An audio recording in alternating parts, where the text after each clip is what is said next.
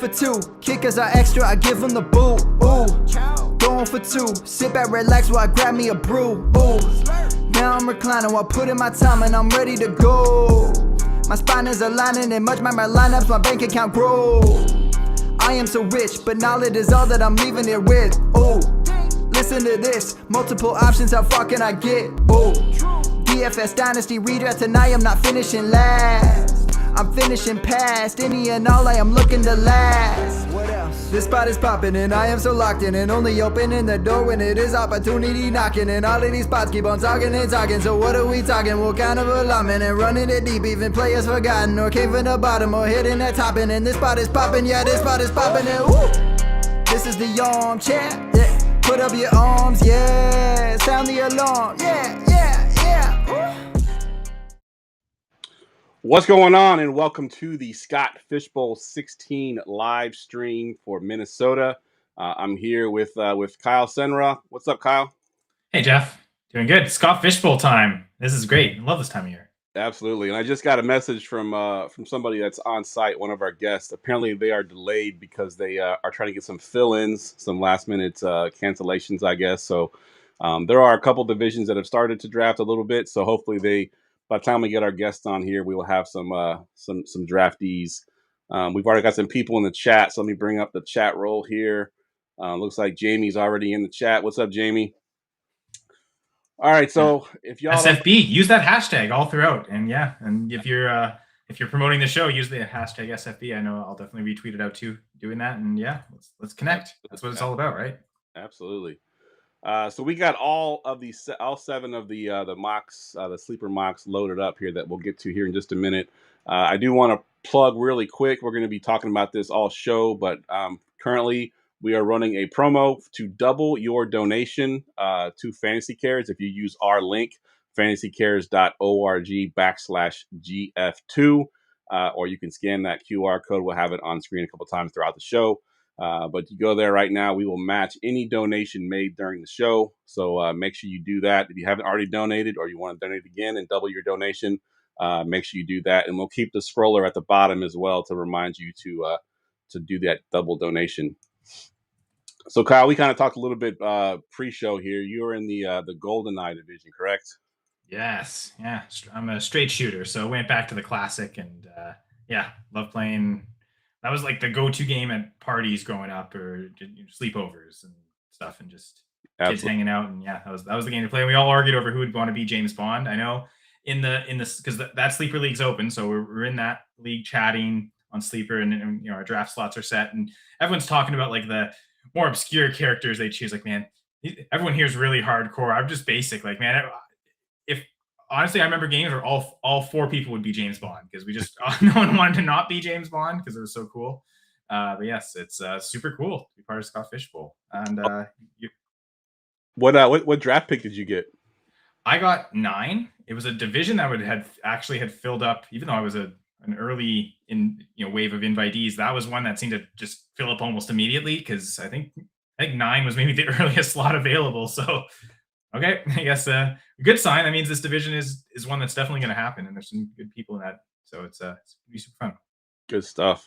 Yeah, I'm actually 12. I've been pretty much 12 every single year, regardless if it was 3RR or not. I just like to stay at 12. There was one year I went 4 just so I can get one of the top 4 quarterbacks, and I obviously didn't like that pick, so I went back to 12 the very next year, and I've been 12 ever since. So drafting 12 once again this year, which I think is a good spot. Without the 3RR, I think you get 2 really good players at the 12 and the 201. So I'm excited. I'm actually in a slow draft, even though I'm running the DC live. I don't typically draft. It's too hard to host the event and also draft a good team. So wasn't that 3 or 4 years ago you tried that, and it's just too much stress on you, right? Like you want to, as much as it's going to be stress to run it, you want it to be you want to add extra stress on top of it. Absolutely. All right, look, we got a couple divisions that I've already drafted. So let me pull up one of the divisions I got a couple picks already in here. Looking at the Soda Popinski, it's like I guess from Punch Out, one of the boxers from Mike Tyson's Punch Out. It looks like the top 3 picks have gone. So we got Bijan going at 101, Brock Bowers, and Josh Allen at the 103. Kyle, what do you think of this start here so far? Anything that you've done differently, or do you think these three guys are going to be pretty much popular in those top 4 or 5 picks? I'll be perfectly honest. I really haven't done much Scott Fishbowl research. I was kind of gonna cram the week before the exam and really trying to hammer that out. So, which is also the point of me coming on today, is to learn from everyone. Nice. With all the bonuses, I know, like, okay, volume based Bijan is good, but with all the yardage bonuses, I still kind of think Josh Allen should be the 101 because he'll get access to some of those rushing yard bonuses, especially. Maybe not to the extent of, say, like Lamar or Jaden Daniels will, but still score lots of touchdowns and the passing yard bonuses. Like he seems like just the all around. He'll have access to scoring points in all sorts of different ways. And again, super flex quarterbacks. If I was at 101, I'd probably take Josh Allen. So I think that's good value at 103. What if I know going for 2 Discord has run a ton of mocks so far? What is I guess I can look at the ADP again. I was going to cram the week before the draft, but is Bijan like the popular 101, kind of like it was last year? I remember he went 101 in almost every division. Last year's scoring was based more on volume, points per carries, and stuff like that. So I wondered if he wouldn't be, but does it seem to be the consensus or popular answer? So Bijan is the 101, but if you're in any of the mocks, you know that it's not always the consensus. Josh Allen in ADP is right behind him at the 102, and he's actually come up a little bit. As people have kind of done more research, because it used to be like Bijan, Gibbs, and then even Puka and JSN were kind of like the top 4. And it's just now that the quarterbacks are starting to sneak their way up there, and Josh Allen is currently sitting at 102 with Gibbs at 103. Then Jamar Chase, Puka Nacua, and Brock Bowers at the 6. And JSN, who actually in this scoring last year was the number 2 overall scorer, is all the way down there at the 107. So great value if you're in the middle of the draft and you can get JSN at like 107, 108. Jamie's going heavy wide receiver, and he's skipping R&B unless they're elite because of the risk of injury. And that's always a problem, right? Because there's no trading in Scott Fishbowl. You draft, and then you get lucky on the waivers maybe. But you get those running back injuries, and it could sideline your whole season. So going receiver is not a bad way to do it, Jamie. And we also have Kurt in the chat, and he did say he'll be seeing us in an hour. No spoilers here. Yeah, Kurt will definitely be joining us. We'll take a live look at what he decides to do with his team and also what's going on in that division in particular. But we got, 7 drafts happening in Minnesota. So we're going to have access to a few as, probably get, in the next half hour, a lot of them will start to run underway, probably round 1. So at least thank you, the punch outs, to give us a few quick jabs so we could at least take a look at one draft. Yeah, absolutely. Because I think they were delayed because of some replacements. So I was thinking we'd start a half an hour after they started, thinking we'd have a couple picks here and there, but I didn't really count on there being, people backing out. And so we'll kind of just talk about this division a little bit. And then our first guest is due on around 12:45 from the Mega Man division. He's got the second pick. So hopefully by the time we get to him, Richard, he'll have made his pick so far. So actually, let's take a look at the Mega Man division and see if he's made a pick yet. Nope, there has not been a pick made yet in the Mega Man division, so we're still waiting for their first pick to come through. Looks to me like the Punch-Out division is the only division that's actually gotten picks made. So. Gotten some picks. So maybe if we get Richard on, he can kind of tell us what he's thinking, because he does have that 102. So I'm sure he's got 2 players in mind that he wants, either this player or that player. What do you think about Brock Bowers going here at the 102? I've seen him go as late as like the 110 and 111, and I've seen him go as high as the 102, 103. I guess it all depends on what. There's so few tight ends, and it's going to push up the scarcity. Are we also seeing, like in those mocks, Trey McBride going as a first-round pick? Yeah, McBride is at the 109, and I think I mentioned earlier Bowers is at the 106. So here, I'll give the top 12 currently on recent ADP. Which you can check out at goingfor2.com, by the way. Absolutely. And we also have a comparison chart, too, if you're not sure on the scoring. It compares a regular PPR league to this year's Scott Fishbowl scoring and how drastic of a difference there is. It's quite amazing how big some of those differences are. But the top 12 currently, Bijan, Josh Allen, Jahmyr Gibbs, Chase at 4, Puka Nacua, Brock Bowers, JSN at 7, like I mentioned. Drake May at 108, Trey McBride, Christian McCaffrey, Lamar Jackson, and Jaden Daniels right up the top 12 there. So, and all pretty tight. It's not until you get to that 111 that you actually see a big disparity. But they're all pretty tight all the way through on the ADP there. So I've seen some, it's Scott Fishbowl. People do some crazy things sometimes. They'll take players that that they just Evan McPherson in the first round. Yeah, yeah. Especially if you're doing for charity, yeah, good for you, Jeff. Yeah, for those that don't know, a few years ago when Scott first put the kickers in there, I drafted a kicker in the first round, but I did it for charity, and so that was a lot of fun. I picked him at the 112. Got that kicker. You got that Evan McPherson, Joe Burrow stack. I think I was part of a live stream where that was happening. I think I made that joke. You need that kicker QB stack in Scott. Yep, absolutely. That's no kickers this year, folks. This is going for two loves it too. Like our official motto is no kickers. So absolutely. I'd wear the no kicker shirt, but I figured that the new Scott Fishbowl shirt was the way to go. Yeah, good stuff. Yeah, I didn't get a Scott Fishbowl shirt yet, only because we get the one for the live, which they're pretty awesome. I'm sure we'll see them today because I think everybody has the same shirt. But they are great shirts. They're purple this year, so that's pretty cool.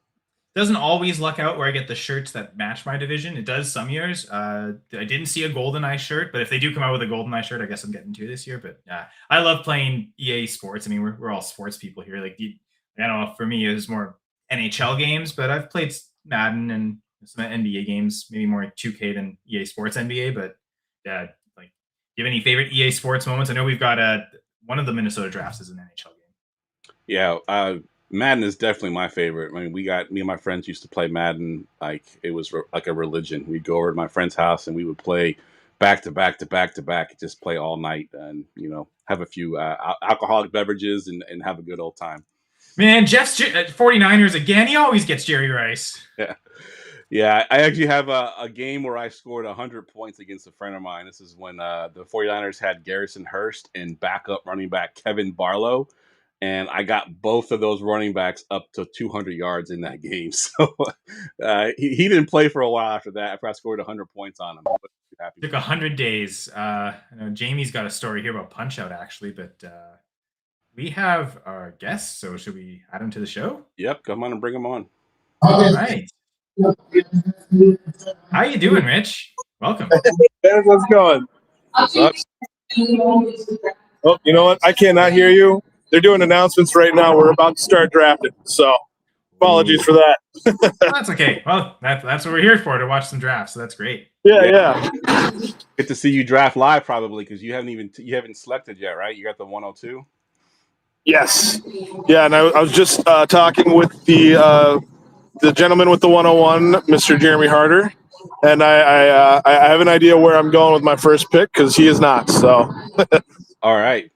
Do you want it now, or you want to wait till I go up there to put it in?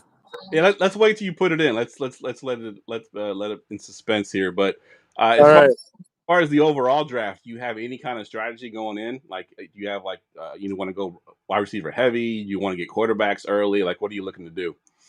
Right. Yeah. So I'm not completely fading quarterbacks. I've heard some people have been doing that. I still think there's a great value with some of the quarterbacks. I am going to fade them a little bit. If I can't get one of the top three tight ends, I'm probably going to fade tight ends out entirely. Just because of the way that the setup is. Like I know that there's some good value with some of them, but the point differential and where they're getting drafted at, it doesn't make a whole lot of sense in my opinion. So I'm for the first time, I've always been a big wide receiver guy. I'm zero RB or hero RB, but I'm probably going to be going really heavy RB early, then grab a couple quarterbacks and then move my way down for some wide receivers that I like. Good stuff. Jeff, how many PLPs have we done where I say running back depth? I need more running back. So hearing that, music to my ears, Kurt. So yeah, I love just drafting a ton of running backs. I did that last year. It did not work out so well for me, to be honest. So this year's a better year. Yep. Yeah, it'll be. I've seen a few of the mocks. I've been trying to watch as many mocks as I can. I haven't been able to do too many. Been real busy in my life, but most of the mocks that I have seen, it looks like the running backs that are available at the 2-3 turn, picking from the 2 spot, are still pretty good. And so I'm really excited about what might be there when I come around. So When you say top 3 tight ends, obviously Bowers, McBride. Who you putting at that third spot? Oh, and that's actually something I've been going back and forth on. I do like Laporta, and I'm interested to see what happens with him now that Montgomery isn't there anymore. I feel like he's going to get a little bit more usage, and so I'm putting him back up there in the 3 spot. I'm hoping. Oh, there we go. Number 1 pick just went. So it's my turn. Here we go. Putting up. All right. Putting up my guy. 1 second here. So we got Bijan Robinson going off first. So who is? Let's see. We got the players here. Where is he? Go to the G. We're gonna grab Jahmyr Gibbs. We're gonna grab Jahmyr. 1 second here. Jahmyr Gibbs. Love to hear it as a manager of Gibbs on dynasty teams. Oh yeah. That's the moneymaker. All right, good stuff, Jahmyr Gibbs. So is that who you wanted, or did you I'm so sorry, I did not hear you. What was that? Is that who you were hoping to get, or were you hoping that Bijan might fall? No, that's who I was hoping to get. I really love the fact that Jahmyr should have a bell cow kind of season. I mean, it's possible that they might still do a running back committee kind of, but even if they do, he still is a top running back. So I'm really excited that I was able to get him. So Bijan would have been a nice consolation. That's who I would have gone with if Jeremy had gone with Gibbs himself. But I'm real happy. Any thought of going with the quarterback there, or were you running back 100% the whole way? Running back 100%, yeah. Yep. Yeah, like I said, I am fading the quarterbacks a little bit. There's still some really good ones I think that I can get at the 4-5 turn that should be still pretty decent, at least from what I've seen. And from what I've heard from a lot of people saying that, like, I've actually talked to a few people that said that they're not even going to draft a quarterback at all. Wow. And so it sounds like there should be a good chance for some pretty decent options there at the 4-5 turn. So yeah, I wasn't planning on going quarterback at all yet. All right. So Jahmyr Gibbs, and just looking in on another division, the NHL 94 division, which will come up next, Gibbs went at the 101 there. So you're not even the earliest at your own live draft to take Gibbs. So I guess it's a value technically. So Yeah. But speaking of Gibbs and the Lions, you can continue going on about Laporta. So I'm thinking extra touchdowns as well without David Montgomery. I mean, we expect Gibbs to get a lot of touchdowns, but those end zone opportunities might be there for Laporta. We've seen him have big touchdown seasons, double digits potentially. So definitely don't hate hearing that as a potential tight end 3. Yeah, no, that is a big part of it. I don't know if I'll go Laporta now that I have Gibbs. I kind of always felt. I mean, correlation isn't causation, but I've always felt whenever I've had the tight end or the running back, I don't go the other direction with them because there seems to be a lot of you lose out on points when one of them is scoring versus the other one, and so both their ceilings are tied to touchdowns. And yeah, exactly. Unless the running back's throwing it to the tight end, those happen so rarely. Actually, in fact, that David Montgomery I think had done that to Laporta a couple times, but right, yeah, yeah, that's exactly it. Like Montgomery being there, I really think he was tanking Laporta's ability. So when I saw that he was leaving, I was like, okay, this might work now. Remind me, who is it that they brought in for the RB2? Who can you remind me? Isaiah Pacheco. Yeah. Pacheco, yeah. So I think Pacheco will do well in that role. So I think there's still a good chance that he will still take a lot of command, which is why I was a little hesitant on putting Laporta as tight end 3. But I think he's got a chance. We'll see what happens. Well, I'm looking at all 7 drafts, and Gibbs has been selected in all 7, and the latest he went was the 104. Wow. So that was the division we were just looking at earlier, the punch-out division, which seems to be ahead of everyone. But yeah, Gibbs went 104 there. But yes, as early as 101. In fact, 2 divisions now have Gibbs as the 101. So this is the range. He's got the big playability. He can certainly score well in this format. Yeah. So, sorry, say that again. I apologize. It's real hard to hear you here. He's got the big playability, right? And so the point of maybe why Bijan gets more volume, but Gibbs can maybe break off bigger plays in this format that could be even more valuable. So Right. Yeah, I love his reception ability in this format. And he does have a lot of big playability. He really does. So I've been a big Gibbs fan since he came out. He was my number one running back that year, and so I'm real happy right now. So I know this isn't your first Scott Fishbowl. Is this your first live draft, or you've done live before? I've done the last 3 live. So yeah, last 4. Sorry, last 4 I've done live. So that's pretty old hat. It's great to see everybody that has been here the last few years. It's great getting to see everybody again. I haven't been, obviously, as you know, I haven't been around in things for quite a while. What up, Greg? I got Greg here. Yeah, so being out of everything for so long, it's been really nice being able to just see everybody again. You know, like the community is so great. Mr. Scampers is here. I don't know if you knew that, but Mr. Scampers is here. Yes. I flew in, and so it's really cool getting to see him and hang out with him.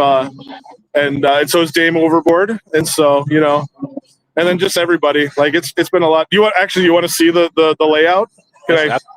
Sure. Yeah. Yeah. So this is Fouling Warehouse. Nice. Certainly We got a nice wide open area this time. The last couple times it's been pretty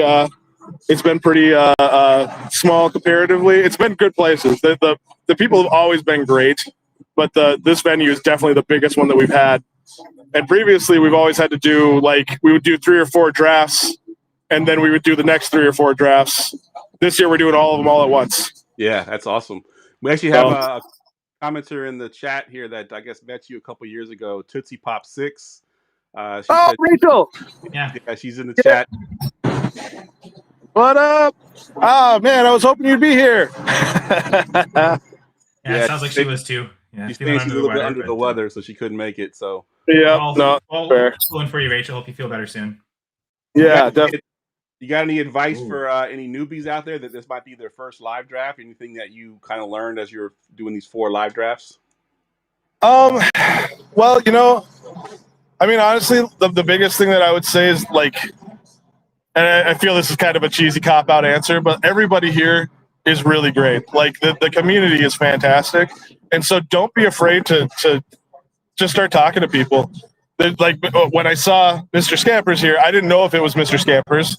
But I walked up to him, I was like, I'm pretty sure you're Mr. Scampers. He was like, Rich? I was like, yeah. And, we started talking, we hit it off. And that's how it's been with everybody that I see here. You just don't be afraid to just go up and introduce yourself and say hi, because you're going to meet a lot of really cool people that way. Good stuff.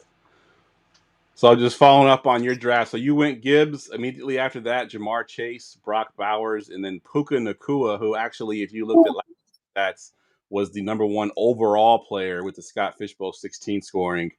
Yep. Any comments on that order? Chase, Bowers, Puka. I'm a little again. I feel like Bowers going that early. That's a little early for me. But I get it too. Like that premium is so good. My issue with tight ends this year is the fact that you don't have to play them. Like if you had a tight end position that you had to play a tight end, then yes, completely. I would completely understand that pick. But the fact that it's all flex, I fade him a little bit. I love Puka. I'm surprised that Puka was the 3rd one out of that group.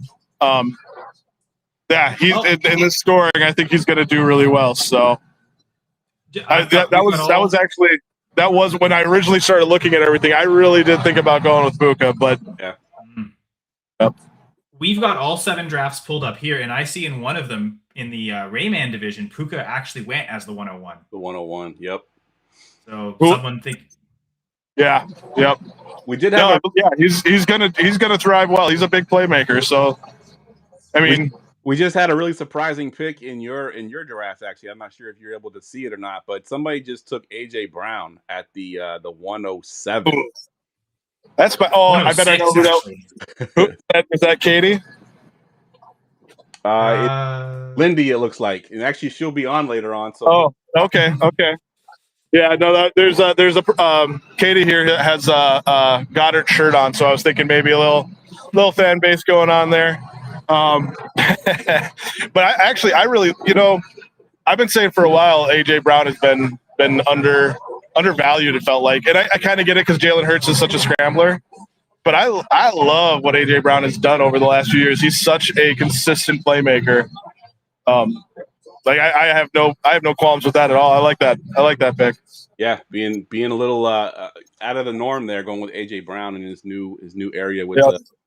So yeah. Yeah, it'll be interesting to see what he can do with Drake May. I love Drake May too. I was actually hoping the Vikings were going to get him when that was all going down. And so, but yeah, I'm excited to see what Drake May and AJ Brown do together. I was really happy when I saw that trade got pushed through. So good stuff. And I think Katie is the pick right before at 105 because it looks like the name is Katie and it's an Eagles logo. So assuming that's her, she took Puka Nacua. So you're probably thinking she's going to be happy with that pick too. Yeah. Yep. Nope. Exactly. And Jackson Smith-Njigba going at the 107 to Black Dabbath. And as a Black Sabbath fan, I love that name. Good stuff. All right, Richard, we'll give you one more question, let you get back to your draft and enjoy the rest of the thing here. But if you had to choose, based on where you think players might fall, who do you think you would get at that 211? Like, what players are you looking for? Ooh, okay, hold on a second. I gotta go look at. Give me 1 second. I'm going back into the chaos. Right.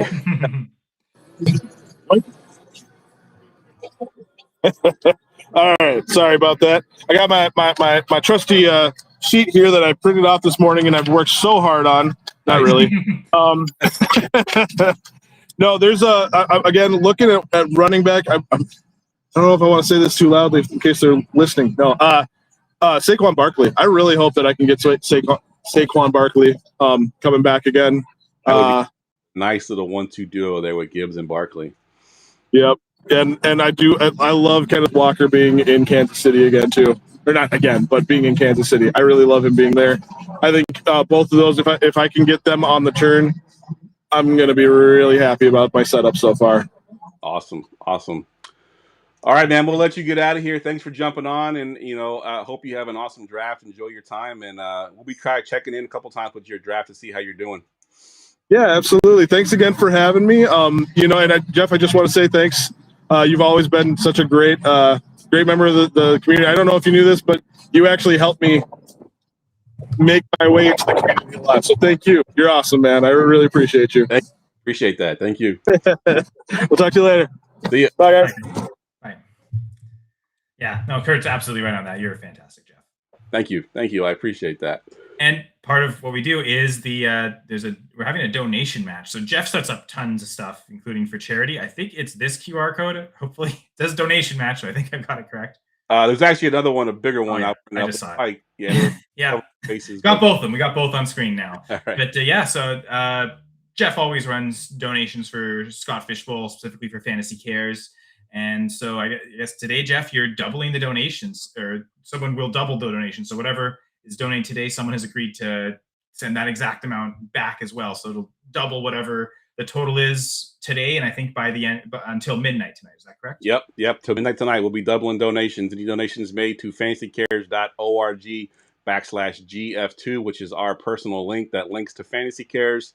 We have an anonymous donor that's been a part of Scott Fishbowl for the last 5 years, and she puts up these donation matches for us to sponsor, and it's been awesome. I wish I could call her out and shout her out, but she doesn't want the limelight. So, but she does these donation matches, and we sponsor it. So I love doing them. And our goal this year is to hit a total of $7,000, which is what we did last year. I think currently we're at about 1,500. So if you haven't donated yet, or if you want to just donate again, we'll take anything, $5, $10. It doesn't matter. Just go to fantasycares.org/GF2 and do that. All right, and I believe our next guest is up. Kyle, if you want to bring him on? Yes. How are you doing, Andy? Hey, guys. How are you guys doing? What's up, man? How are you? I'm doing great. Just another day in paradise for sure, and having a blast already at this live event for Scott Fishbowl 16. Good stuff. And it looks like your division is pretty much through the first round here. Looks like you're at the pick 112 currently.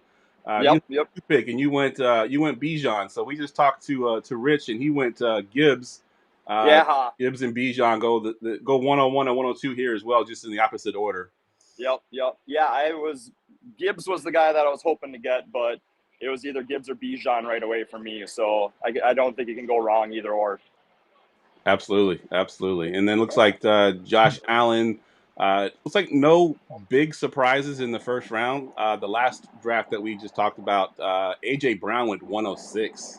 What do you Oh, think wow. of AJ Brown going that high? Yeah, no, I wouldn't have expected that. Maybe second round for sure, but 106 must be thinking that Drake May is going to have a big year with them. Absolutely. I So think that's the only league so far where he's gone in the first round, at least in these Minnesota drafts. In fact, one division's almost through the second round, and Brown still hasn't been selected. So. That's crazy. I think the coolest thing was the drafts that are set up kind of on our area of the room. All three drafts had a different 101. I think it was Gibbs, Bijan, Chase, and I can't remember who the fourth one was, but it is kind of crazy that it's like all those top tier talents right away, but it doesn't seem like there's a decisive 101 at all. I think we talked about Puka as a 101 in one. Yeah, division. Puka, that was the other one. Yep. So when you picked your draft spot, is 102 what you wanted, or were you looking to get 101 and had to settle for 102? No, honestly, I think I didn't want the 101 just because I didn't want to have all the pressure, not knowing the scoring right away. But every year that I've done the Scott Fish Bowl, I've picked a different draft slot just to change it up. So this year was 102 was the way to go. Good stuff. I actually am curious on the division selection. So if you can tell from my shirt, big EA Sports fan, and especially as a Canadian, the first thing I think of with EA Sports is NHL games. So was NHL 94 an easy decision? Was that one of those, as soon as you saw it on the list, you joined immediately? Yeah, it was either NHL or Halo. Those were the two that I was deciding between. But I mean, I guess with you guys live drafts, you were kind of limited to like the specific ones. But yeah. Yeah. Halo was a big game for me in college growing up, and then NHL. I mean, we're in Minnesota, so I'm pretty sure 99% of the guys drafting are all hockey players right now. So. It's just something that lives deep, and you can't get more iconic than NHL 94 with that blue ice and the sick goal celebrations that go along with it. Is that your favorite NHL game? I don't know. Probably. I mean, those early 91s were fun. And then I think once you got to like 2000s, like 2006, 2007, that area, I think that was just when I was in high school. So that probably kind of hit the nail between the eyes for me right away. So playing a lot of 07 and 08 NHL for me. Good stuff. I'll be honest, I hated 2005.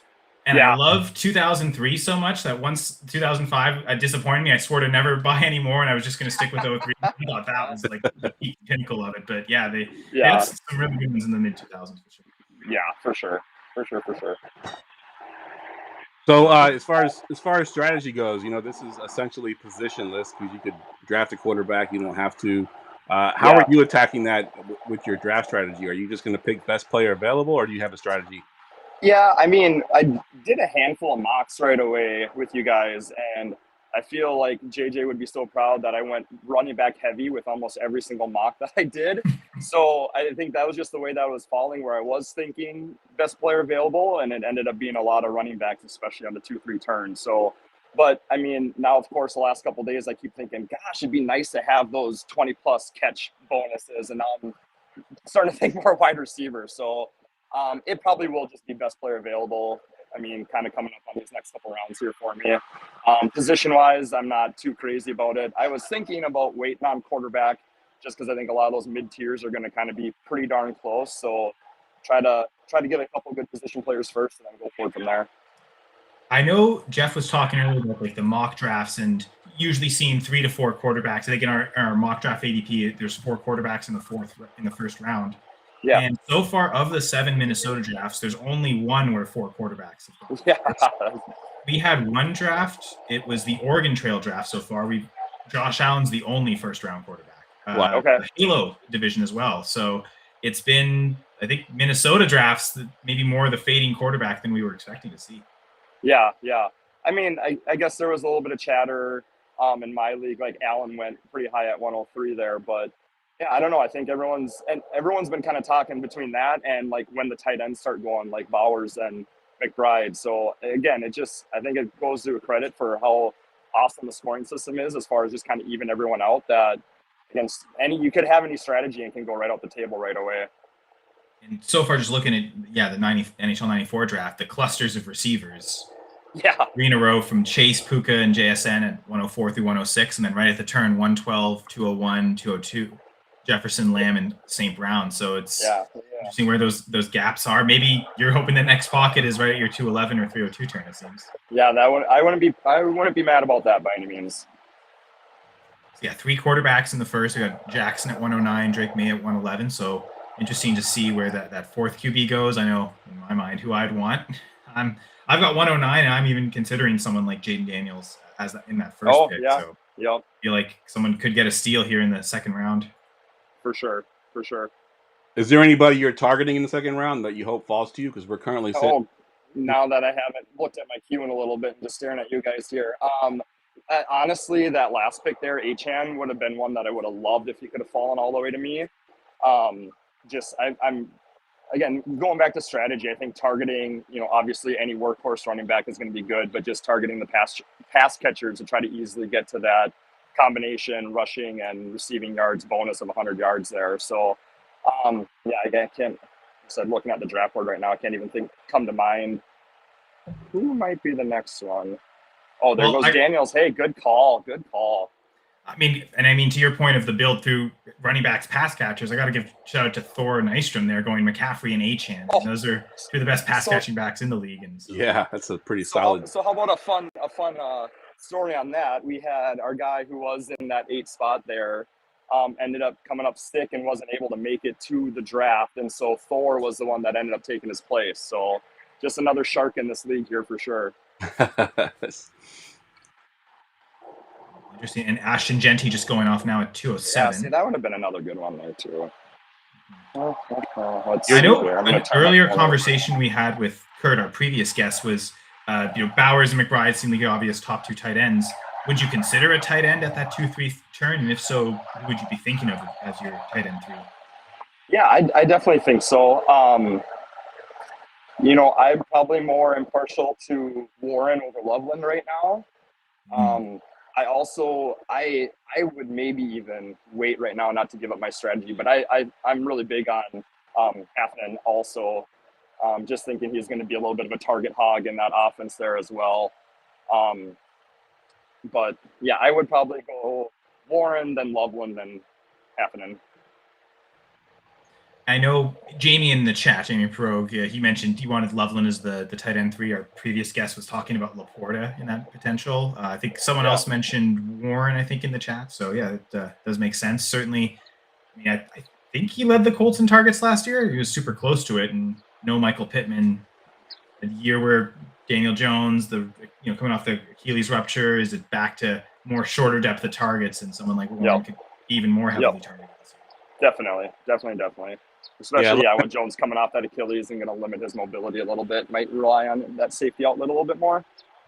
Yeah, looking at the ADP on goingfor2.com too, looks like Loveland is the tight end 3, but not far behind him is Warren at the tight end 4. So it's a pretty close little matchup between the two of those guys. Yeah, definitely. Just interested to see just the team builds just through 2 rounds. Like what are people pairing positions? And mentioned Thor going McCaffrey and Achane. I did find it interesting at the turn to go Jefferson and Lamb and start right away with the just hammer 2 wide receivers if you think the big play pass catching bonuses are so important. That's a pretty powerful duo there. Yeah. Especially if, who knows what the Vikings are going to get out of Kyler there. It's a little bit of a gamble, but I think he's definitely going to be an upgrade over McCarthy this year. So far, everyone else has gone one position and then a different position. Drake May with Amon-Ra St. Brown, McBride with Jonathan Taylor. Lamar and James Cook, I actually really like that start. Yeah, that's scary. Bowers and Daniels, JSN and Genty, tons of volume there, potential. Yeah. Sharp people. What are your feelings on stacking? Like, if you were to get the quarterback with a receiver, are you like trying to get the stack, or are you just going to just get it if it happens? Yeah, I think in any normal league, I definitely am one that tends to try to grab a stack if I possibly can. But again, I think for right now, like I said, my strategy, I'm not going to focus too hard on quarterback right away. And if it's one of those things that if I could get like a late round, Baker and Godwin stack, like I would be all over that. But as far as in the first round, just to try to force a stack, I'm probably not going to do that. You know, Yeah, if you looking at the people that took quarterbacks, there hasn't been a stack yet. Looks like they're pretty much No. mixed up there.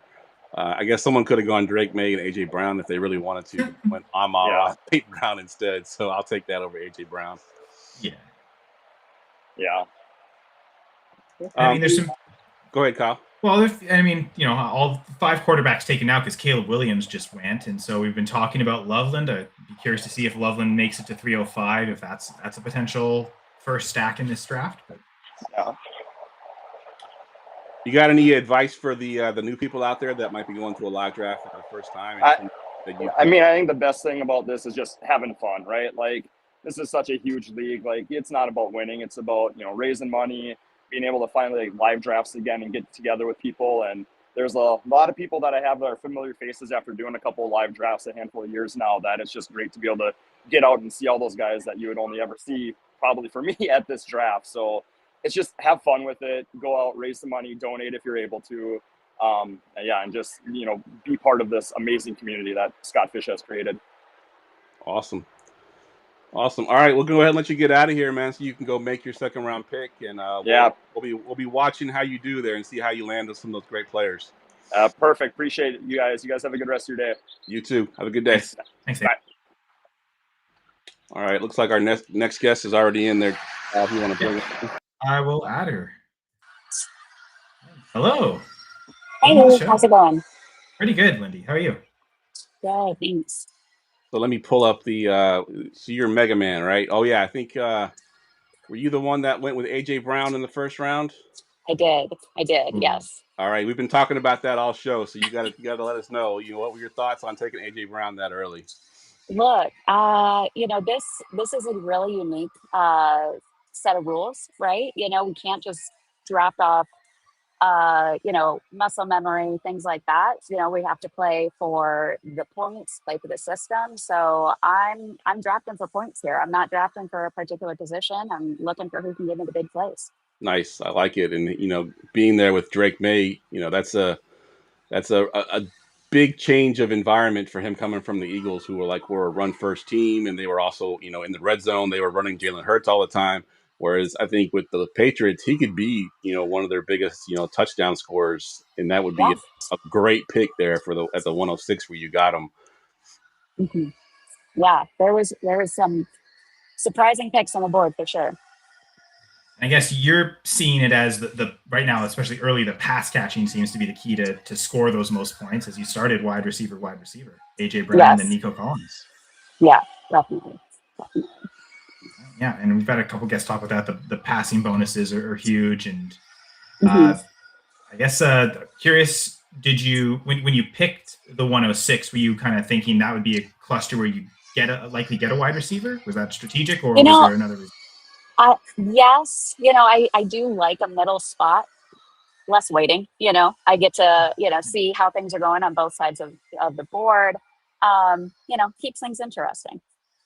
Because sometimes I just pick random spots for, like, last year I was in the Oklahoma City Thunder, and I love SGA as a Canadian. It's incredible to see what he's doing. So I just picked the 2 spot in the Thunder because, like, that's SGA's number. I didn't think much strategery. It's Scott Fish Bowl is fun for that. It can be lots of like specific reasons, and I guess sounds you more just position on the board rather than thinking of certain players being there. Yeah. I guess less stress of having to make 2 picks quickly, get kind of time to breathe between each pick. Yeah, that's fair for sure. Yeah. You mentioned less wait time between picks. What are your thoughts on? I see you went, you know, receiver here.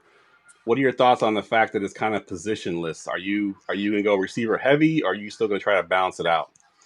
You know, I'm not too worried about the positions. You know, besides getting a couple of solid quarterbacks on my team, like I said, I'm drafting for points here. I'm not drafting for any particular position when we've got, you know, all those flex spots. Yeah, absolutely, and that's kind of, I think, the consensus so far is you're just kind of getting the best player available regardless of position, because the way Scott designs the scoring, it's almost like you don't necessarily need to force a quarterback, force a running back, that kind of thing. Yeah, exactly. I thought that was super unique this year, right? With very, very different types of rules. It really forces you to think outside the box from how you typically be drafting, you know, making sure you got the right mix of different positions and everything like that. But this year it's a really different you know, set standard of play here. I guess I always think, okay, is it how many quarterbacks we start. If it's Tukubi or Superflex, I always first think, how are the quarterbacks going? But looking at your division in particular, we're now fully through the first 2 rounds, and only 3 quarterbacks have been selected. Josh Yeah. Allen at the 108, also being, I think, the latest we've seen Josh Allen go in these Minnesota. Oh, really? Okay. Yeah, honestly, I was kind of surprised he went that high. I know, obviously he's top 4 out of the quarterbacks, but I don't know if we're going to have that many big plays out of him as much as we would, the types of the other flex positions. So I was surprised to see him going that quickly. Okay, interesting. Yeah, Yes. the bonuses definitely help the skill players, right? The Exactly. bonuses that really helps the skill players sort of vault them up. I think, Puka Nakua and JSN were the top 2 point getters in last year's scoring, and they're so far ahead of everybody else because they were obviously the 2 best players in fantasy last year, and that those bonuses are going to play a huge part in the scoring this year. Yes, absolutely. So why'd you pick the 106? Is there any reason you took right there in the middle? I kind of like that type of visibility. Being able to see what's going on both sides, and just, keeps it interesting. You're not waiting for a whole round before you get another pick, right? Wasn't a whole lot of strategy to that piece of it. So you want consistently be 12 picks away. You'll never be at one point where you're 23 picks away. Right. Exactly. Yep. Was there any thought process to the 3rd round reversal? Because he didn't really announce that right away if we were going to have it or not. And of course, if you took 106, it doesn't really affect you there either. Yeah, honestly, that's a really solid point. Had not considered that as much. I was just trying to kind of keep things evened out as much as I could. I like it. I'm curious as to, Go ahead, Kyle. Yeah, you had between the options of these divisions. Is there any particular reason you chose the Mega Man division? The spot was open, to be honest. Hey, that's fair. Yeah, no, like I said, there's all sorts of different reasons why anyone could make any choice in Scott Fishbowl, whether it's division or pick. So, Yeah. I mean, you're at the live draft. That's the most important part is being honestly there. Yes. This is my first time playing in the Fishbowl, so I'm super excited to be here live and everything like that. So it's just a great energy here for the live event. Awesome. Yeah, that's kind of, I asked the first 2 guys because they've been to a couple of live events, what kind of advice they give to any of the new people, and it was just enjoy the event, right? Yes. Do as much as you can, meet as many people as you can, and just enjoy it overall. Mm-hmm. Yeah, definitely. Everybody's been super welcoming, super cool. It's been great to just meet all these new people that are passionate about the game and passionate about giving back. Yeah, did you have you ever played in Scott Fishbowl at all, or is this is your first year? No, this is my first year overall. Yeah. Pretty Congrats cool. on getting in. Overall, and first year. That's pretty cool. Mm-hmm. So at this point, Jeff probably doesn't have to worry about that anymore. But as someone who's organizing live drafts, and you've definitely earned your spot every year. Yeah. Stuff you're doing for charity. We've got the QR code in the corner still for those. Again, we're doing a donation match. All the donations raised today for the Fantasy Cares GF2 fund will be doubled by the end of the day. So wonderful. Yeah. Jeff's fantastic for that. Thank you. Yeah, I'll be running I run the DC live draft, which is about a month from now. We'll be doing the DC. This will be my 4th year organizing. Very cool. My co-host Joe Bond. It's been a great experience. I love it. Well, this is my 8th or 9th year, I think, in the Scott Fishbowl overall. Oh wow, very nice. Yeah, it's been a lot of fun. It's been a lot of fun. Sure. So anything, I know you've only been there for, about an hour or so. Anything you wanted to give as some advice to some of the other newbies out there? Anything that you kind of learned in the 1 hour that you've been there so far? I don't know if I'm qualified enough to give advice on that just yet, but being a newbie myself, I think don't be intimidated. Everybody here has been super open, super welcoming, explaining some of the rules, how things are set up, even down to where to put your raffle tickets, right? It's great. It's a really cool community. I'm super excited to be here. I love it. So we're about 5 picks away from your next pick here. Anybody you have in mind? Anybody you're thinking about? Any position you're thinking about? Or are you just going to take whoever's there? Ooh, I don't know if I should give away my secrets. I figured based on what you've said already, you're probably not going to go quarterback. Probably not, unless unless we have maybe a little bit of a run here coming up. But besides that, yeah, I'm going to be looking for people that can get me top points. Regardless of the position. Love it. I By the love way, it. I was gonna say someone just asked a comment. I guess new people joining the live stream asking what SFB stands for. But thankfully, Jamie mentioned the Scott Fish Bowl. Yeah. Scott Fish being the great organizer of this charity tournament. I mean, this is the 16th year of it, and every year Scott raises a ton of money for Fantasy Cares, Toys for Tots, and all sorts of great stuff that happens. So we celebrate really Scott cause. Fish, and Scott Fish always celebrates charity aspect. Every league should donate a buy-in to charity is kind of his things he always says. So we celebrate Scott and everything he does, all the work he does to organize this tournament. I know there's a lot of people that help him, but Scott Fish Bowl is named after the great Scott Fish. Good stuff. And I always love a good pun. Just give me something like a fish bowl. Like, yeah. For sure. Well, we got the QB4 off the board just now, Lamar Jackson. So I think now every draft now has at least 4 quarterbacks off the board in all the Minnesota drafts. Yeah, this is actually kind of surprising to me. Just from all the Scott Fish Bowls that I played, quarterbacks always tend to be very popular, and the fact that only 4 have gone through 3 rounds in this division is definitely unique. Well, there were in Tony Hawk division, there were 4 just in the first round. Just in the first. Really? I'm sure Hannah thinks Wow. all of that is way too early as well. Josh Allen at 104, and that's not even the earliest we've seen Josh Allen go. Yeah, Josh Allen ADP that I have is actually the 102 in ADP on the Going for 2 ADP draft. Josh Allen's kind of all over the first round. But it's funny because you're the third guest to come on and really hammer that, especially that like the other guests talk about the running backs, but like running backs and pass catchers are kind of the thing. And I was coming into today having not really researched much, so I'm glad I'm on the stream. I get to see everyone else do what they're doing, thinking I might go QB in the first round, but now I'm hesitant to kind of do that. You know what? I was cramming last night, studying all the rules, looking at all the point bonuses, thinking through, how can I adjust strategy a little bit from how I'd usually be drafting. But yeah, like the bonuses are huge, the milestones on yardage, first down, things like that. I think it's going to be a real game changer with the different scoring this year. Good stuff.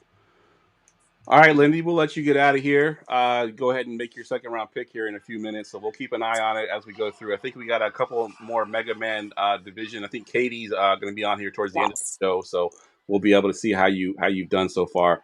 Very cool. Great having Thank you you on. so much. Enjoy Appreciate the event, and hopefully you'll be back next year. Awesome. Thank you all. Bye. Yeah. Thank you. And our first guest, Kurt, is just about to pick now his third pick after taking Jahmyr Gibbs and thinking he'd still want running back. Ended up with Ken Walker, which I believe that was a name he had mentioned. That was his second choice. Yep, was Ken Walker. Right, so it looks like we had a couple questions in the chat that I wanted to get to. Where was that? I guess Jamie already answered that question. And they asked about it being linked to the to Underdog somewhere. Oh, there it is. Is it linked to the Underdog tournament? I think it is linked to the Underdog tournament in the sense that if you played in the Underdog tournament, you could win your way in for next year's. But it is totally a different tournament. I think last year was like 5,000 teams, if I'm not mistaken. And it kind of whittles its way down to one winner. The way he got it set up with the scoring is really cool. Your regular season average actually factors into your playoff matchups. And so, yeah, a really cool tournament. If you haven't ever been in, I suggest signing up for it and hopefully you win your spot in. I do want to promote one time real quick, not just we have the donation thing going on, but if you are not already in our Discord, we have a lot of mocks going on in the Discord. If you haven't done any yet, it's a great time to learn. If you go to goingfor2.com/Discord, you can join the mock or join the Discord and then join a bunch of mocks. We're actually going to be running a 12-hour mockathon. June 27th, we'll just have 12 straight hours of mock after mock after mock. So that should be a lot of fun as well. But even leading up to that, we have tons of mocks going on. We've created ADP from those mocks and a lot of fun. So if you haven't joined the Discord yet, I suggest going to do that. Goingfor2.com/Discord to join that. Yeah, Discord is such a great place. I mean, if you want to join just to talk football, we've got channels there too. But the Scott, it's exploding. Like all the notifications getting for Scott Fishbowl, and I'm not in a position to really be helping out yet much for that. I'll catch up eventually. But man, it's live, it's active, it's great. Love being there. Is there any drafts that you've been looking at, Kyle, that you want to go to real quick? I can go ahead and get them up on screen. Oh, yeah, I was just thinking, what drafts are we not going to cover in terms of guests? I guess, like, I'm thinking the Halo draft is one where we don't have any guests lined up. Or the Rayman draft. So I think either of those two. So yeah, here's the Halo draft. I will recap the first round. Bowers went 101 in this draft. Then Gibbs, Josh Allen, Puka Nacua, Bijan and Chase at the 106. Trey McBride at the 107. JSN, Anma St. Brown, and AJ Brown, another first round pick there. Also a Lindy. I think this is her husband, I believe, who's also in the live draft. Took him at 110, and then Achan and Jefferson went at the 112. And that rounds out the first round there. Any surprises besides AJ Brown there, Kyle? Well, I think Bowers at 101. That's the only division we've seen that happen in. Every other one it was either a running back with Gibbs or Bijan. I think we saw one Jamar Chase and then one Puka Nacua. So seeing Bowers at the 101 is a little surprising. And then also, I guess he hadn't got to the second round, but I think it's also the earliest we saw Colston Loveland go at 202. So is this maybe the draft where the tight ends are going to be pushed up a little bit? Yeah, you're right. That is the highest we've seen the tight end 3 go there. McBride at 107. There's one draft, which I guess we'll talk about that draft later, but one draft where McBride actually went ahead of Bowers. But in every other instance, Bowers has been the tight end 1. But yeah, seeing him at the 101 is certainly shocking. I was surprised to see Bijan fall all the way to 105. Again, there's another division later that he also fell to 105. We'll check in on that one at some point. But I guess the consequence of Bowers going so early, it means someone's going to fall. In this case, Bijan fell a little bit further than expected. Yeah, it looks like this one's got what? So only one quarterback in the first, but 3 in the second, and then 2 so far in the third with Justin Herbert and Jaden Daniels. Really, I think, kind of fell a little bit going all the way into the third round. 305 for Daniels. That's great value. And getting to build Bijan, Drake London, and Daniels. That's I really like that team. That's pretty good. Absolutely. I guess the Canadian in me loves the Jahmyr Gibbs, Joe Burrow, Chase Brown pick from the 102. That's a pretty strong trio. It looks like we got Kent on. You want to go ahead and bring him on, Kyle? Yes, I'll do that right now. Hey, Hi how's Kent. it going, guys? Good to Doing see great. you. Yeah, you too. Can How you hear doing? me okay? I know I'm kind of in the center of the action here, but I'm coming up in a few picks, so hopefully you'll give me some grace. Yeah, we'll fly through in on the skateboard if you want, just to see the tricks. But yeah, part of the Tony Hawk division. What an iconic person, but also video game. And yeah, Scott Fishbowl, Tony Hawk. Who's more iconic? I don't know, but glad to have you on, Kent. Thank you. Yeah, I grew up playing the game, so I tried to pick a division that I knew that was a game that resonated with me. And Tony Hawk Pro Skater 1, 2 are like the huge ones, and I played some of the underground ones later too. So I want to make sure I was in the division that made sense for me. Good stuff. And it looks like you started off going quarterback here with Jaden Daniels, and in your second round, you got James Cook. We were just talking in the last draft, only one quarterback went in the first round, where your division, you got 4 quarterbacks, you taking the 4 of those 4. What are your thoughts? Looks like you're the only division with 4 quarterbacks in all the Minnesota ones. So I know, and it's tough. We're here without live ADP. We're the first real action of Scott Fishbowl. So I want to make sure I had a running quarterback that was one of the core tenets of this roster that I wanted to have. And I the run kind of started happening the first. And I walked around shortly after I saw a second, third round picks for Jaden Daniels. It's like, well, geez, now I'm out here reaching, but I had no idea. So it's tough, but Jaden Daniels, I think he's going to have a good year this year. Better O-line situation. It should be a little bit healthier, a little bit stronger. So hopefully see some running out of him, but it should work out. Good stuff. And it looks like we've already got our other guest on here as well. Ben, we see you in the green room there. We're going to get through Ken, and then we'll jump on with you in just a second. So, appreciate you joining, Ben, but also Ken. But yeah, I think your division, the only one that has Jamar Chase as the 101. Was that surprising as a first pick? Yeah, I mean, so the positionless stuff, we talked about it a bit, but it makes it a lot more nuanced. I think a lot of people are just a little bit biased about how they normally draft their rosters. I personally, I'm not touching a lot of wide receivers early in this draft, so to see him go 101 is a little surprising. However, Jamar Chase is Jamar Chase, so it's hard to be too upset about him going for 17. I didn't have any fight about him making it to me at the 10th pick, so. It's fine. Like it's all good. Within a few picks, it's Scott Fishbowl so weird every year. So just go with your heart. And I think that's a good pick.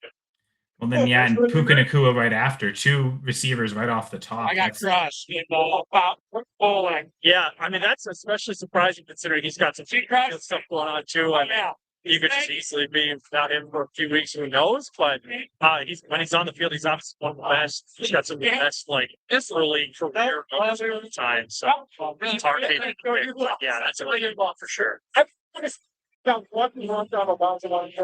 Bijan falling all the way to the 105 is surprising to me. That was someone who's been pretty much 101 or 102 in most of the divisions that we've looked at so far.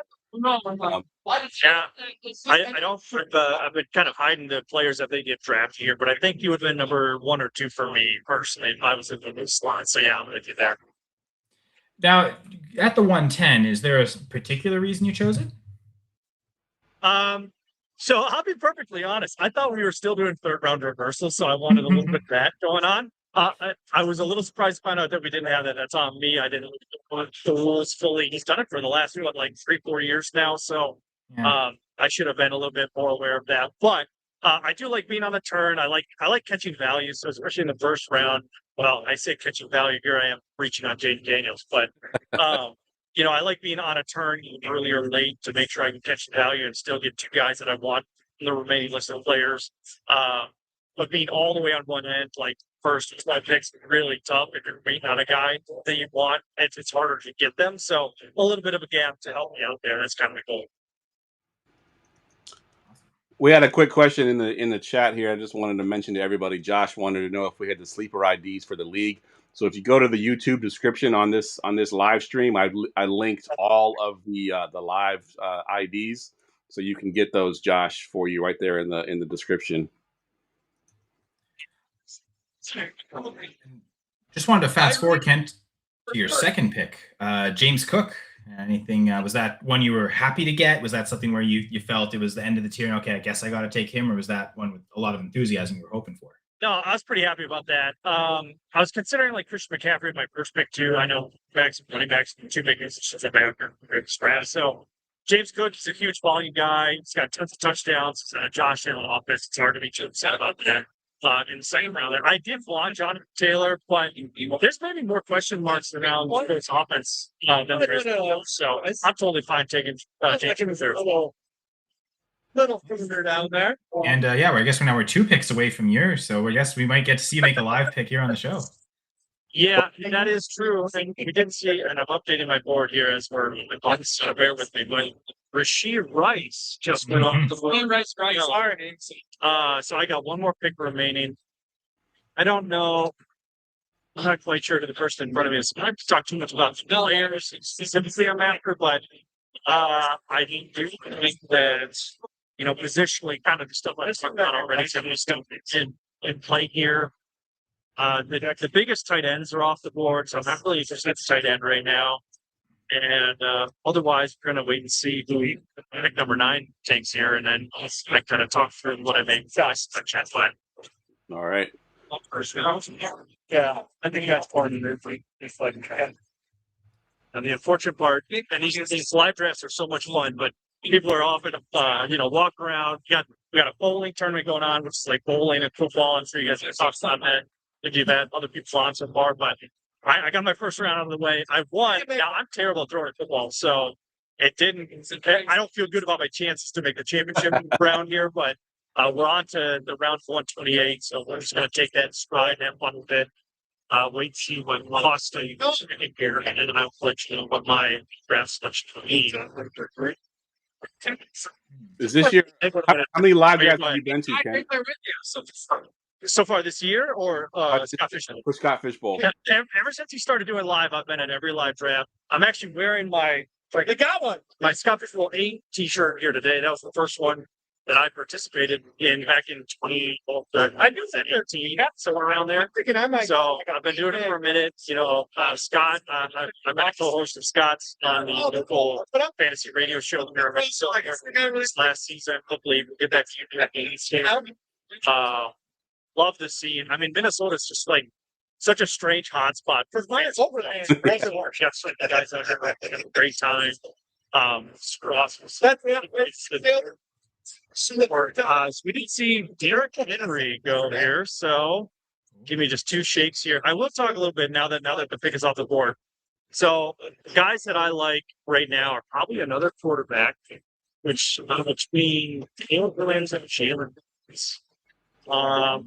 Otherwise, I could consider maybe somehow into it. I love Rich. He in offense, I'm not entirely sure about. So I think I'm going to trust in Ben Johnson here, and we'll go with Caleb Williams and taking off the board. So I got to run. I'll be right back to make that selection. All right. Yeah, but all to say, I guess that I'm interested to see that 2 teams have gone 2 quarterbacks in the first 3 rounds. The team at 105 that took Bijan Robinson also went Joe Burrow, Justin Herbert. So while this will be the 7th quarterback off the board, 4 of them are on 2 teams, which means there's only 3 other people that have selected quarterbacks. So the majority of the league, I guess half the league still is without a quarterback. You know, we have 2 teams that have gone with their 2, so corner the market. Let me ask you, Kyle, if you see something like that in your, you know, whether you're doing a Scott Fishbowl or anything else, does it put pressure on you to get a quarterback? Or at this point, are you like, you know, I've already punted this far, I'll continue to punt until I get, you know, a later quarterback? I think seeing how many teams still don't have any maybe takes some pressure off to know that, okay, other teams are punting as well, so there's value to get, but that also means at any given moment, the run could happen. Could happen, right? You know, if you're like, let's say you're around where Kent is at the 3-4 turn, and then you look in the first half of the draft, there's 4 teams without a quarterback, and 8 possible picks at any point inside. So Me neither. Yeah, so I think the goal now is I get the best pick available at my next pick. I'm good on quarterbacks now for a while. Position does not matter to me at this point. So I can just take a player that I like and not really worry about him at all. And I know going quarterback early, you feel like you miss on some of the bigger skill position names, but frankly, that's just the nature of like the value of a replacement. You know, I do a lot of numbers. I'm a data scientist in my day job. So it's like I run a lot of numbers. I do a lot of fun stuff with that to make sure I'm hitting like the best value to each pick. And this year it said quarterbacks, you know, go after those running quarterbacks. Caleb Williams, I think is actually decent value here at the end of the 3rd round. So I'm excited on it. I think it's a good spot. Yeah, and that offense, I mean, they've got some great pieces in that offense. I expect some big things from Caleb Williams. Just pray there's no Madden curse, right? Because he is the cover of Madden. Yeah, that's a good point. Yeah, I didn't think about it. Maybe I need to go change my sticker. No. I do think the Madden curse has faded a little bit in like recent years. It had like a 10-year stretch where it was real bad. And then like I feel like it wasn't so bad this last couple of years. But I'm not a huge Madden fan, so maybe I'm off the mark there. But it feels like it's stuff like Barkley's on the cover, and then the next year he's not the RB1, but he's still decent. Like it's not still solid. Yeah. It's not Trent Richardson. It's just like season-ending injuries you're really worried about. So yeah, hopefully Caleb just plays safe, and that Bears offense has good year. I'm excited about it. And we have the QB4 go off, or sorry, the tight end 4 go off the board, and Tyler Warren. And it seems like in most drafts that tight end 3, tight end 4 tend to be Tyler Warren and Loveland. And looks like all 7 Minnesota drafts. Those are the 4 names that are the first 4 tight ends. Yep. And I've seen a couple drafts where Warren's earlier than Loveland, but it seems like for the most part, Loveland's been that guy. In this case, both in the 3rd round. Wait, really early for us. I mean, like, granted, he's worth it. I think he's going to have a lot of points this year in that Bears offense, but, you know, it would have been a lot cooler, like, prepared to play your pylon. Let's turn back here, but we'll win it. It's like, it's interesting that you say 302 is early because there is a division in Minnesota. Yes, the Halo division. He actually went at the 202. Now that team also has a Bears logo as their sleeper team, so there's some homerism there. But the tight end premium must be large. Yeah, what was it last year? Matt Harrison, one of our other co-hosts on Fantasy Football Weekly, he went it's like all Vikings players essentially. Or was it? No, no, this is what it was. He did all NFC North players that were not Vikings in hopes that he could jinx them into, playing poorly or getting injured or whatever, because he had such a poor run on Scottish Bowl rosters. So That's I don't know how that worked out for him in the Scottish Bowl, but it would have been nice to have that this year. As you said, there was a lot of good fantasy scorers on the Lions, Bears, and Packers last year. Like that might have worked. You got like a Gibbs or an Amon-Ra, Burden and Loveland late. Like that could have worked out. I'll ask him how that turned out for him. So unfortunately, he didn't jinx any of them though, because the Vikings weren't very good last year, so that didn't help them. No, I mean, yeah, we don't talk about that. We don't worry about that here. It's Minnesota. We're used to the disappointment. We know our sports teams are not going to win. We've accepted it. It's fine. It might have partially worked because the Lions did finish last in the division, so you can always that's where you got to focus on. I think that's true, but it's crazy that it doesn't feel like that's what the case was, though. I mean, their team was still good. The fact that they missed the playoffs was honestly an anomaly, I think. And Matthew Stafford, I don't think I've seen Stafford in the third round yet of any of these live drafts here in Minnesota. So say former Lion there, but a little bit lower on my list. Good player, but that's really for sure. Yeah, interesting. Yeah, I mean, but yeah, no third round appearances for Stafford other than in Tony Hawk. All right, Kent, we're going to let you get out of here. But as somebody that has played in the Scott Fish Bowl for so long, you got any parting words of advice for anybody out there that might be new? Yeah, I mean, it's a huge tournament. So, try your best to do as good as you can, but make the playoffs. Pick your players you want to cheer for. Have fun with it. I do all these numbers and stuff at the end of the day, but if it's close, I still go with the player I want to watch on Sundays. So I think that's the most important thing. And we're all out here for charity, having a good time with it. So I hope the rest of the live drafts are huge like this. I mean, it gets bigger every year. So have fun, enjoy the time, donate extra money to Fantasy Cares, whatever other charities you guys are interested in. And that's what everything is. So, yeah, thanks for having me on, guys. Appreciate it. Absolutely. Thanks, man. Good day. See you. And yeah, speaking of donations, I threw up the QR code in the corner for, again, that Going for Two, Fantasy Cares / Going for Two charity. And Ben, we're going to bring our guest on now here. Ben, thank you for your patience and appreciate having you on. Oh, I think you're still on mute, Ben. I don't think he can hear us. While Ben is figuring it out, we will take a look at Ben's division, though. Which is, that's the Oregon Trail. Oh, there we go. Oh, yeah. All right. Sorry. Welcome to the show. Timed up my headphones. Timed out. I had them on too long. Thanks for having me. Thanks for giving me a chance to do this. I forgot where you guys said off the top. You're all good, man. All right. Yeah. Oh, happy to have you. So far with your draft. Yeah. Thanks for giving me the chance. All right. So, yeah, go ahead. Well, just thinking Oregon Trail, you had the 101, so you kicked it all off. I did. I've never drafted for higher than 109 at Scott Fish. And I knew there was no 3-round reversal this year. And I'm going to set the tone. I'm going to do what I want right off the bat and get the guy I want. And that's Jahmyr Gibbs.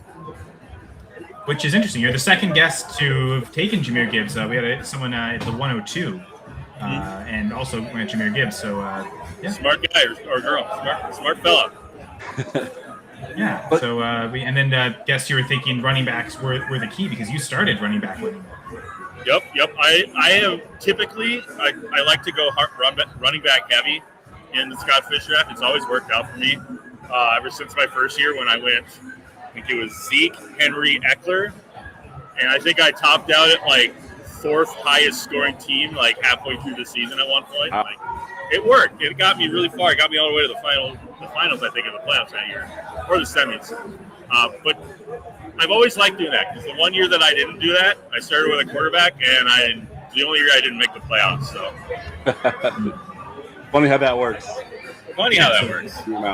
Jahmyr Gibbs, were you I guess Genty was a target? Was that someone that you felt, okay, it's just taking it for the running back, or do you really believe that's a breakout player at the 212? It's a huge value. I mean, it was more so I was kind of leaning on a running back. The fact that Genty was there was a little, I didn't expect he was going to be there necessarily. But, I love the pick there because I figured he's got that first year out of the way, all those growing pains. Got to take over. Sure, they got a rookie quarterback, but they're going to have to definitely have a significant work on the running game. And he's a great pass catcher too, so I feel like he's going to get plenty of touches to be worth that second pick in the round. So we do actually have a question in the chat.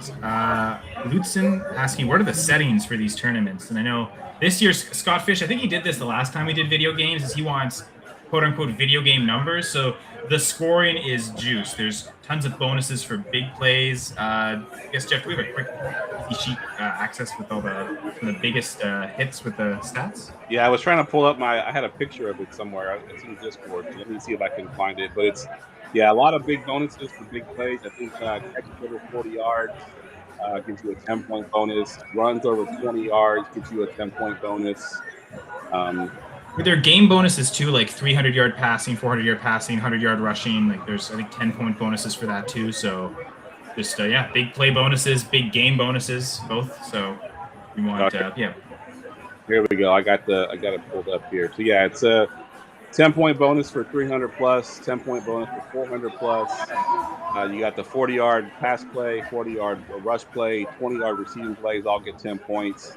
It's also positionless, right? I mean, you could essentially start all running backs or you could start all receivers. You can only get up to 2 quarterbacks, though. There's 2 superflex spots. So it's more or less positionless as far as that goes. So a lot of crazy scoring in this. And off that there, Ben, I wanted to ask you, as far as the scoring goes, how are you factoring in the big playability scores? Like, are you factoring it in? Are you taking that into account when you draft the players? I mean, it's definitely going to take some account into how I look at some players later on in the draft, but I'm looking for, dart throw kind of guys who could just break off a big play here and there if I need them in a week, or who could, break out a few plays to hit one of those bonuses. So I'm not taking it too much into account in these first few rounds, but as we progress and the elite players start to become fewer and fewer, and we're getting down to the grades and the good players, I'm going to look for guys with that explosive upside.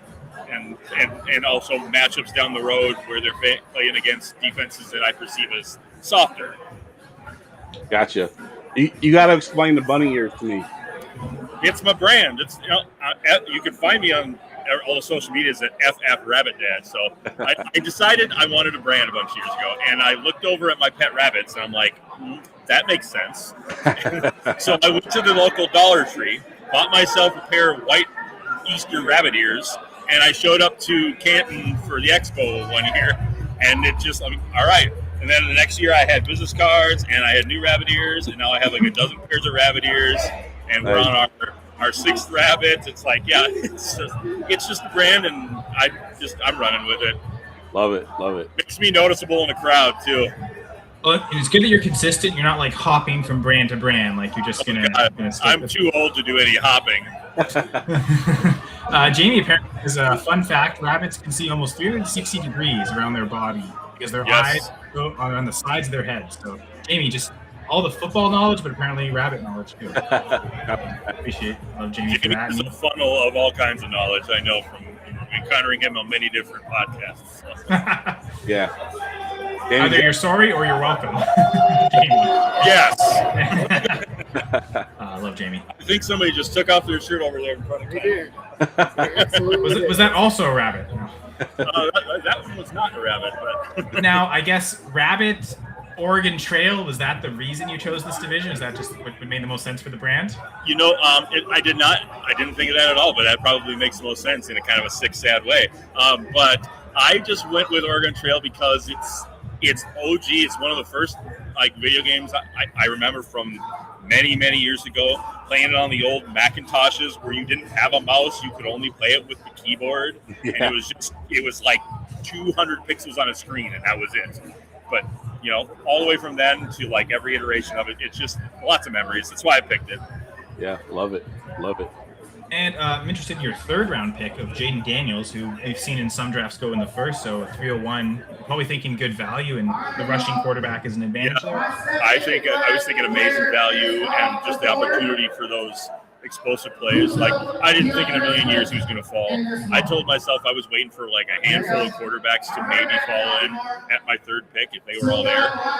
And he was the only one of those 3 that was still there. And I had to jump on it. You had to hop on it. Hop on it, yes. Oh, the rabbit puns as they go. Deeper down the rabbit hole puns. Yes. Let's get enough of the fluff. Let's just get to it. Yes. How many Yeah, how many live drafts have you been to for the Scott Fish Bowl? I've been to all the live drafts in Minnesota, so this is what, I think 5 years now we've done it.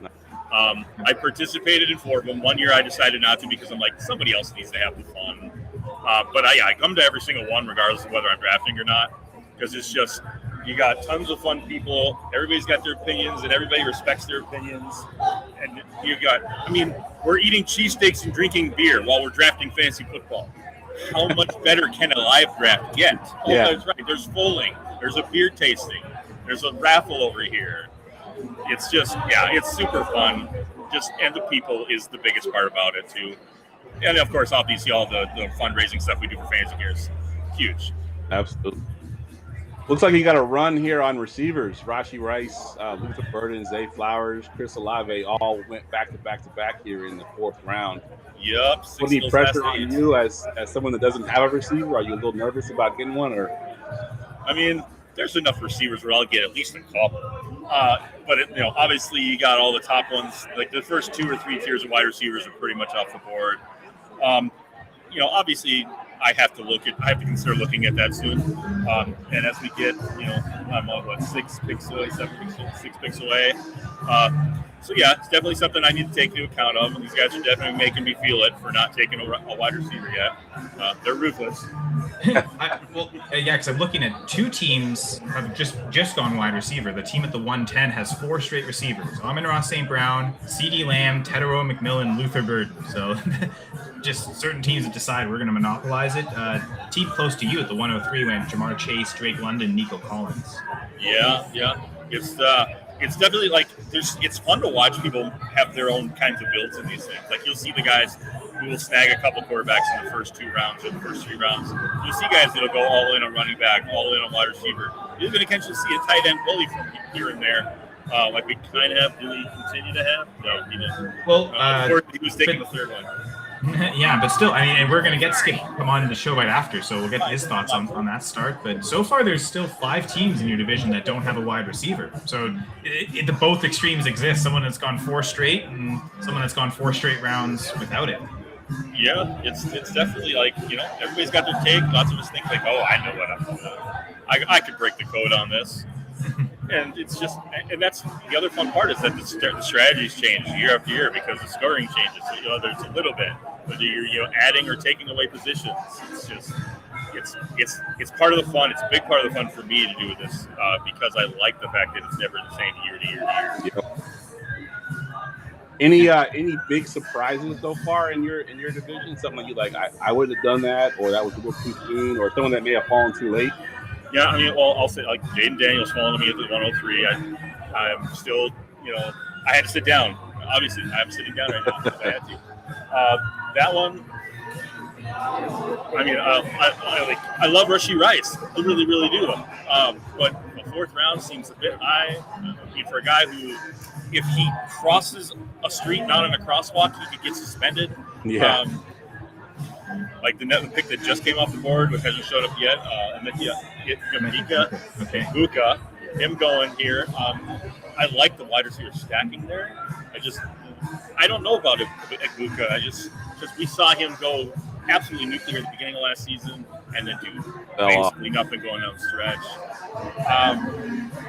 Mahomes, as early as he went, surprises me a little bit. And that's interesting with the torn ACLs there, right? Like Mahomes coming off a torn ACL, 2 picks later, Neighbors with the torn ACL, that's the 309, the 311. Love that band. I guess to your point of Rashee Rice, that's interesting to take a lot of risk in Neighbors and then Rice, 2 picks in a row for that team at the 111. So, yep. And then, you could even say his first wide receiver, Justin Jefferson's a risk because, last year with the carousel at quarterback, he barely could eclipse 1,000 yards. This year, they got Murray throwing to him, who's perceivably an improvement. So some people would say that's a risk. There's a lot of high potential on that the Team 11 draft, in my opinion, there. But there's also a lot of risk. And right now, the Team 104 is on the clock, and I'm curious, was this a surprise to see McBride go off the board before Bowers, and that team going McBride at the 104? I'm not surprised by it. I've seen plenty of times where Brock's gone first, and I've seen plenty where McBride went first. I do also love that as soon as he went up, Ian Fish came over and already crowned Team 4 the winner of the league. So we don't even need to be here anymore because Ian already said he won with McBride at 104. So. Interesting. And well, to be fair, that's the only of the Minnesota live drafts where McBride went before Bowers. Every other draft, Bowers was first. We even Bowers. I haven't really had a chance to look. I mean, okay, I've had a chance, but yeah, you're in your draft here, of course. Yeah. Great on this turn, we had the Foaling thing, which I got exactly 0 pins. I suck at Foaling apparently, which it's a tough game. It's like you're like, oh, I could throw a football at something. It's not that easy. Yeah, so I lost 2-0 out of 10. So. And we had to get an extra frame because we both did 0 on our first 3 throws. It was evenly matched, you could say. It was evenly matched. Rabbits aren't meant to play bowling or football. No, we're definitely that. not. No, it's not. I would agree that no, it's not my kind of sport. Rabbit ears, maybe the rabbit ears weighted me down or messed with the aerodynamics of my throws. I was going to say that. Hunter, you got lucky. All right, it's funny. I almost, for thinking that team at the 104, I almost thought, oh, they took the same team stack of AJ Brown, DeVonta Smith. Forgetting, obviously, AJ Brown was just traded with the former teammates. I guess that makes it better. Yeah. I mean, it still says Philly on our stickers on our board, but no, yeah. The sleeper image is still of Brown in an Eagles jersey, so. Yes, yeah. We'll let you get out of here, Ben. Any parting words for anybody new out there? Sorry, I didn't quite hear you there. It got a little loud in here. Any parting words for anybody that might be new to either Scott Fish Bowl or to? Hey, absolutely.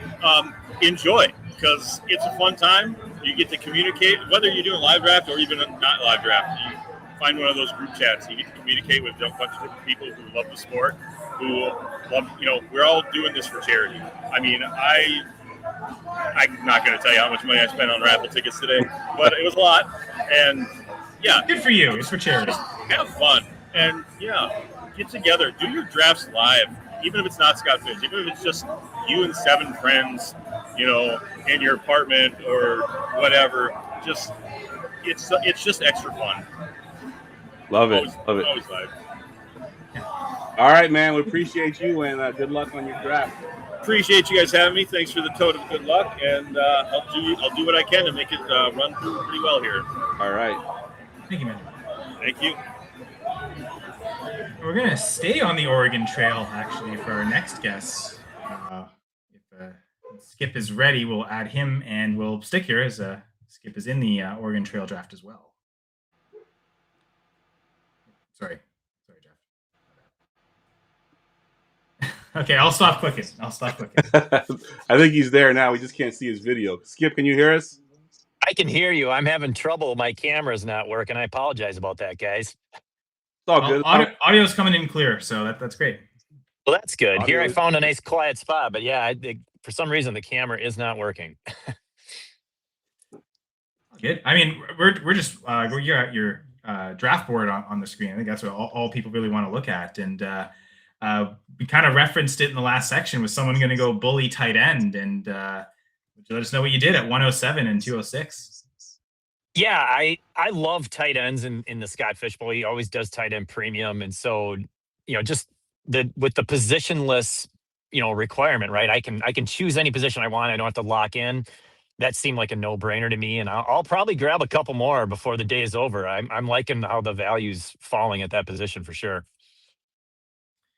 I think it's so far in the Oregon Trail, only 4 tight ends have gone, and we're almost at the end of the 4th round. So, let me ask you, because you got Brock Bowers after McBride has been taken. This is the only division that Bowers went second to McBride. Were you excited to get Bowers there at the 107?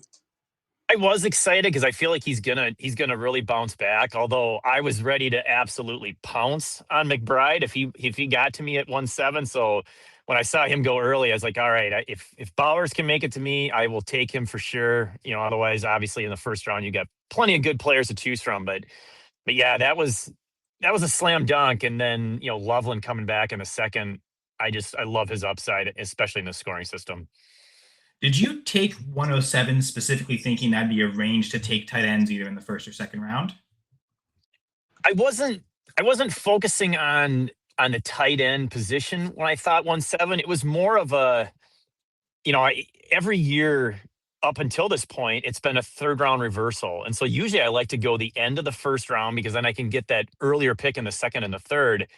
But, there was a lot of chatter that he wasn't going to do third round reversal this year. So I was like, you know what? I better go more in the middle. And I like having a few picks in between where I can just kind of sit there and see who goes off the board and kind of, give myself a little time to kind of get my queue together. Like, all right, I'm going to narrow it down to these 2 or 3 players, by the time my pick comes around. And then it's a hopefully an easy decision. Although I find myself pivoting kind of last minute a couple of times here. So it's been a fun draft though. I like it.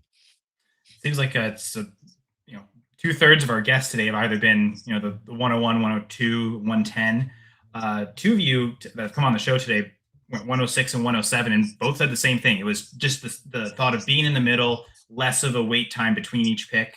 Knowing you're going to consistently have 12 picks between each one, you get time to breathe, but you're never 23 picks away. So, yeah, exactly. I do like the consistency where you're like, okay, I don't have to wait so long because if a run happens, and a position run isn't as big of a deal in Scott Fishbowl, because you don't have to lock in, but still, man, you see that run and you're still a ton of picks away. That can be kind of frustrating. And so go ahead, Jeff. So let me ask you about your second round pick there. Was there any thought into Warren over Loveland, or were you Loveland 100% of the time? I was higher on Loveland because of the bonus point structure. I feel, and they're both such good second year tight ends, and I love them both in Dynasty, of course. But I feel like Loveland just has that bigger play potential, and I think in this scoring system, I think he's going to end up being the better player if assuming both guys are healthy all year. I think, interesting team builds just on the wide receiver sense in your league. And we talked about that with the previous guest, Ben. 2 teams went 4 receivers in the first 4 picks, and yet there were several teams, yours included, where you didn't take a wide receiver at all in the first 4, including our previous guest, Ben, from the 101. It took until he just saw his 5th pick go wide receiver. But funny extremes, right? Was that a plan going into it to fade receiver, or was it just because so many were going off the board that there was never any good ones to pick when you were up? It definitely was not the plan. It was either when my pick came up, I felt like there was just a nice big bucket of wide receivers to choose from. So I was like, okay, I can afford to maybe wait, or I liked a player at another position, and I thought, all right, I'm kind of focused on the big play potential, which is why I grabbed, the rookie running back Love in the 3rd round, and then I went Derrick Henry in the 4th. That one was a pivot, and I'm a little concerned because I know Scott Fishbowl playoffs start earlier than most Dynasty League playoff starts, and I'm kind of heavy on late bye weeks, but I'll deal with that problem if it becomes one in the playoffs. Hopefully it doesn't bite me later. Your point, because I know part of it is what you score in the playoffs, but your average up to that point, your average before the playoffs should probably be pretty good then with Bowers, Henry on week 13, Jeremiah Love week 14. Yeah, that's a good point. I mean, if I can have a really good season with later bye weeks, then maybe those high averages can get me through the 1 or 2 bye week issues I have earlier in the playoffs.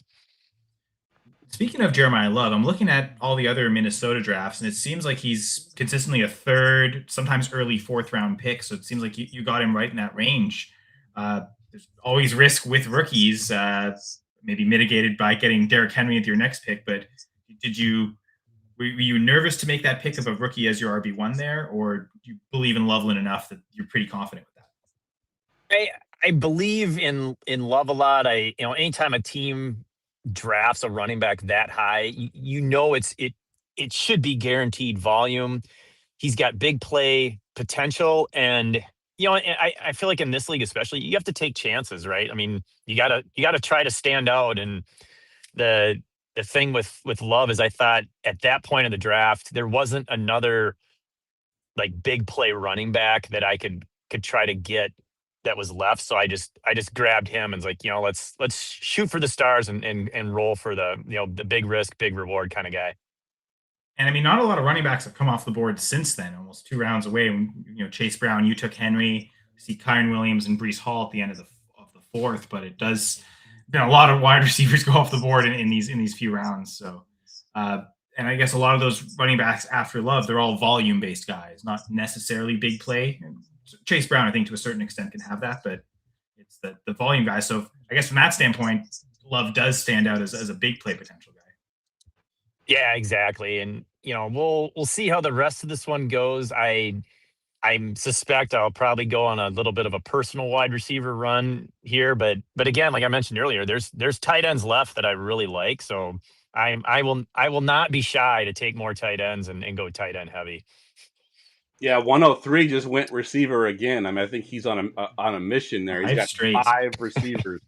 Jamar Chase, Drake London, Nico Collins, Jalen Waddle, DJ Moore.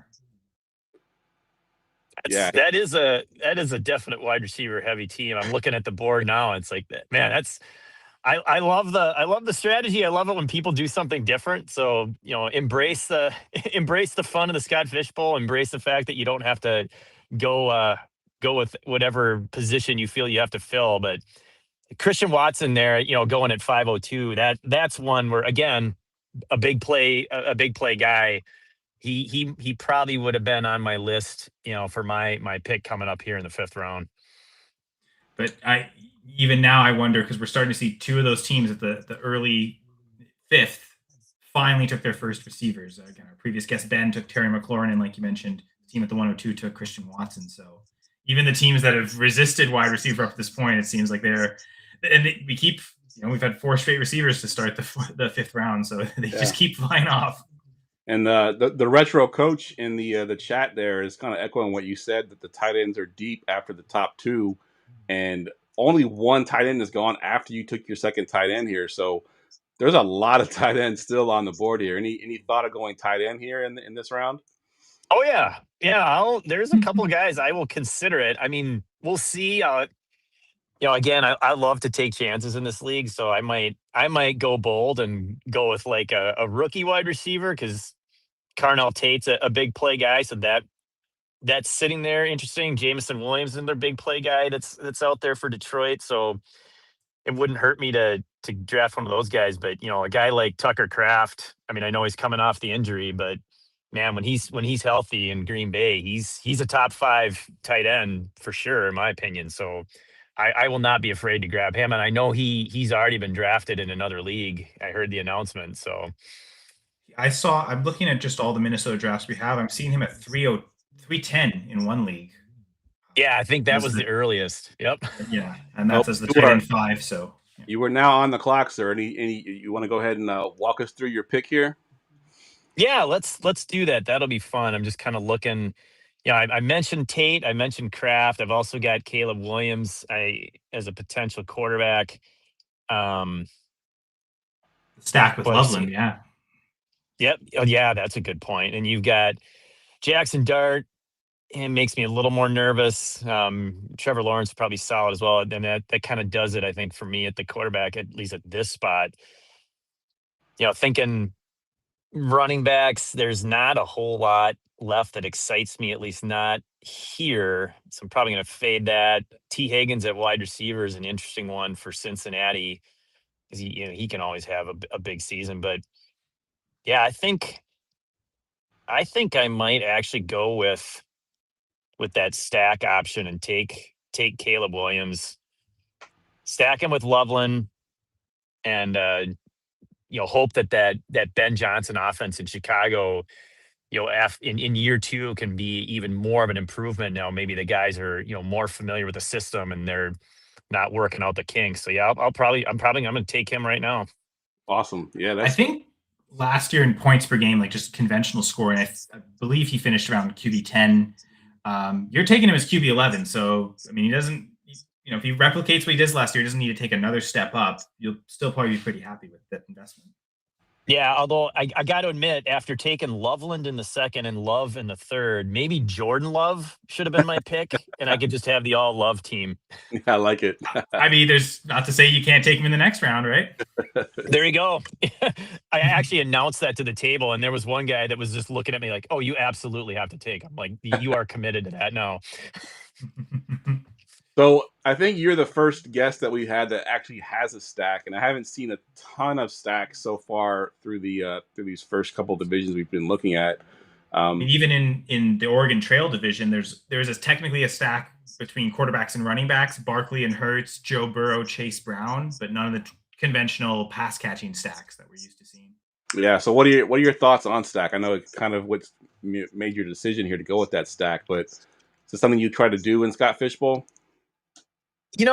I normally don't. I don't give a lot of thought on that, but it just when you guys mentioned it, that's what kind of triggered it. Like, ooh, it might be kind of nice to have that stack in an offense that should be really good. So I'll admit, you guys swayed me a little bit on that one, made my decision a lot easier. I figure, why not? Let's go for it. I love it. And I think that's to the point of you shouldn't stack if it's just to reach on a player, right? Like you thought this was the range Caleb should go, and if it happens to fit a stack, then that's where it makes sense. Yeah.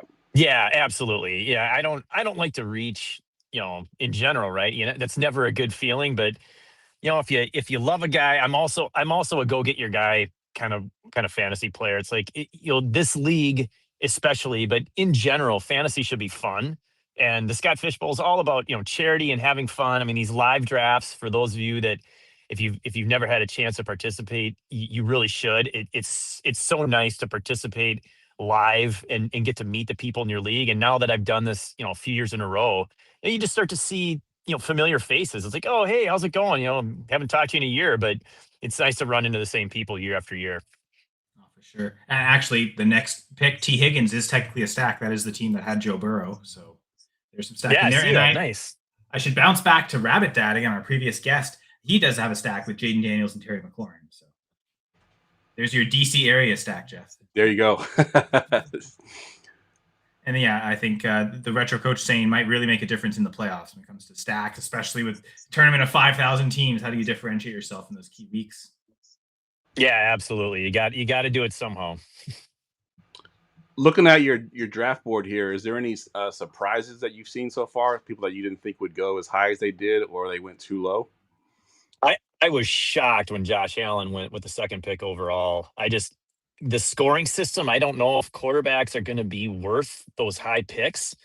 So when there's a quarterback run in the second, I was like, boy, I don't know if that's going to work out, but we'll see. Maybe I'm interpreting the scoring wrong, but it felt like it was super heavy on wide receivers and tight ends, and then big play running backs. So that was one. As far as a guy that went early, I was surprised there. Trying to, Omarion Hampton at 3-2. I mean, I love Omarion Hampton, but I was a little surprised that he went that early. I thought maybe he'd go at least a round later. And then, from the other end, I mean, Garrett Wilson falling to 5.5. Yeah. That's a little crazy. I'll be honest, I was going back and forth between him and Derrick Henry with my 4th round pick. So to see him almost get back to me in the 5th is nuts. And I think that could end up being one of the great picks, at least so far in this league. I mean, Garrett Wilson at 5.5 is a steal, in my opinion. 100%. I kind of like that team built in general from the 105. Bijan Robinson, Kenneth Walker, Saquon Barkley, just hammer 3 running backs, and then you get Jalen Hurts and Garrett Wilson. Some definite upside there. Some risk, I think, with both those picks, but certainly high upside. So one thing that surprised me just looking at it is the fact that the second quarterback off the board was Justin Herbert. That was pretty surprising there when you still got Lamar Jackson there. You got Jaden Daniels, you got Drake May, Joe Burrow, and they take Justin Herbert. So I'm guessing they might be a Chargers fan there to take Herbert that early. Well, yeah, that's a good point. And Lamar Jackson being the 5th quarterback off the board is a bit of a shock too. I mean, I know he had a down year last year, but I think most people are going to just assume he's going to bounce back. All right, Skip, we're gonna let you get out of here. It's time for our next guest to get on. You got any parting words here for anybody that might be doing live drafts coming up? I mean, just embrace the fun of, hanging out with a lot of like-minded individuals, people that love fantasy, love getting together for charity, and enjoy and relax and have fun. All right, man. Well, have a good draft. Yeah, thank you guys. Appreciate you coming or having me on. I really had a good time. Thank you, Skip. All right, so ready for the next guest. We'll bring on Katie right now. Oh, there we finally see you, Skip, right at the end. We got Skip's camera working right at the end. The timing lux. But yeah, he gave us a lot of great words. But yes, sorry, Jeff. Welcome to the show, Katie. Hey, y'all, how's it going? Hey, how you doing? Thanks for having me. Looking forward to it. All right. Let me get your draft pulled up here. We've done a lot of looking at the Mega Man division today. We've had a couple guests come on today from your division. So you It's were been a while. We've gone through a few more rounds, so there's a lot of information there. Yeah, we seem to be representing well. Sure. Appreciate that. So looking at your draft right now, you've gone receiver heavy. You've got Puka Nacua in the first, and then you went Drake London in the second, and then you got Higgins and Devontae Adams in the fourth and the fifth. Was that kind of your strategy, or just kind of how things fell? That strategy is a strong term for it, but I was kind of bent on not falling prey to the tight end frenzy that was happening, and then our division has gone super heavy on the running backs, which I didn't super expect. We've got a couple teams that are almost exclusively running backs, so I didn't really see that coming. But I like the wide receivers for the yardage bonuses, and I think Hurts especially is going to run a lot. I'm a Birds fan, so what can I say? Looking forward to seeing him just go absolutely nuts this season. So good stuff. Yeah, you're right. I mean, the team at the 112 has gone all running backs through the first 6 straight rounds. 6 straight running backs. Wow. Genty, Taylor, Hall, Bucky, Judkins, Scattaboo. Those last two, redraft coming off those injuries, I do wonder, but I mean, I guess they've got the running back depth to absorb it. Yeah. The Genty was the one that surprised me the most. That going in the first round was a big surprise for me. So. Yeah. Because which guest do we have on, Jeff? They had Genty, I think, as their 212. I think it was our first. I think it was Richard, wasn't it? Or was it? Actually, I think if it was 212, it would have been the 101. I think that might have been Ben a couple picks ago. But yeah. So yeah, you're right. I mean, Genty in the first. I'm actually looking through all the the Minnesota live drafts, and I don't see Genty in any other first round. So good point, Katie. That is a little surprising there. Yeah, caught me off guard. Are there any players that you were sniped on that you were hoping were going to fall to you, and then they went 1 pick or 2 picks before you got up? The one that I liked the most actually was Hannah took Zay Flowers right after I chose Devontae Adams over him, and I was debating between those two.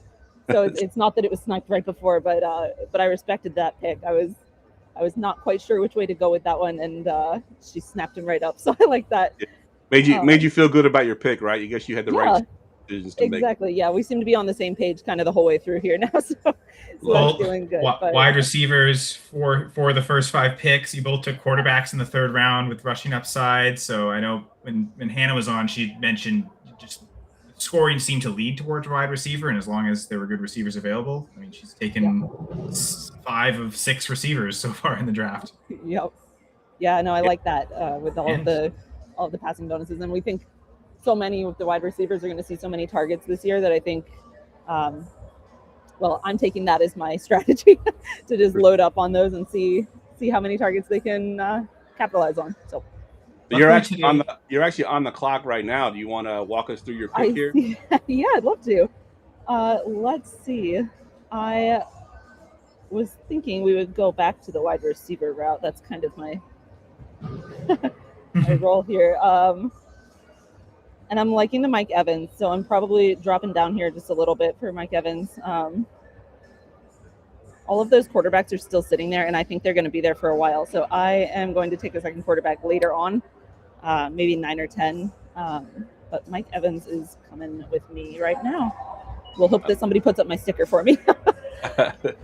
As a 49ers fan, I love Mike Evans. I think he's going to be awesome this year. Him and Purdy, I think, they've already talked about it in camp and the chemistry they have and how he's dominating right now. So I love that pick right there. Fitting enough, Brock Purdy was the pick just before, so they're right next to each other. They're already getting used to it in this live draft. That proximity bodes well, I think. What's funny is we had Richard on, who was the draft spot 2 in your division here, and we told him that AJ Brown went in the first round, and he assumed it was your pick because you got the Eagles shirt on. So. I know. Yeah, I had to make up for that later with him, so that's why Hurts went quickly with me. But yeah, we have to live up to our expectations. Yeah. Good deal. You have been talking about stacks. Are there any potential late round stack targets on your Eagles that you want to take with Jalen Hurts? Let's see. I'm not entirely sure. Let's see. Still on the board. I haven't really seen Mekhi Lemon go yet, even through 7, 8, 9 rounds. So he's someone that you might be able to get late enough. That was kind of my first thought. Yeah, and watching him be drafted the way that all shook out during the NFL draft was just so fun. So yeah, that would be a punchy pick, I think, and it has the potential to really shake out nicely with the Hurts Lemon combo. So yeah, and you don't have a tight end yet, and I don't think Goddard has been drafted either. He could be a potential target for you as well. Love Dallas Goedert. My dad and brother actually met his mom a few years ago and have pictures with her and everything. So he's fantastic. Their whole family's lovely, and I like that one as well. I was reticent to jump on the tight end train quite so early. I think those bonuses are enticing, but maybe won't shake out quite the same way that some people are hoping they will. So I'm cautiously optimistic on that front, but Goddard is a solid pick there. And I mean, there was another league earlier talked about the bully tight end, and I mean, I'm seeing 2 teams really that could be described that. The team picking right before you, 104, Bowers, Loveland, Tyler Warren. Yeah. And then the other side of the draft at 110, Trey McBride, and then Laporta at 310, and George Kittle at 403. So still looks like more than half the league doesn't have a tight end. Enough of them have been picked, but they're concentrated on the same teams. Yeah. I think it's been super interesting to watch teams very clearly align themselves with one strategy or the other, right? The running backs that we already talked about. And then, the triple tight end in a row is crazy to me.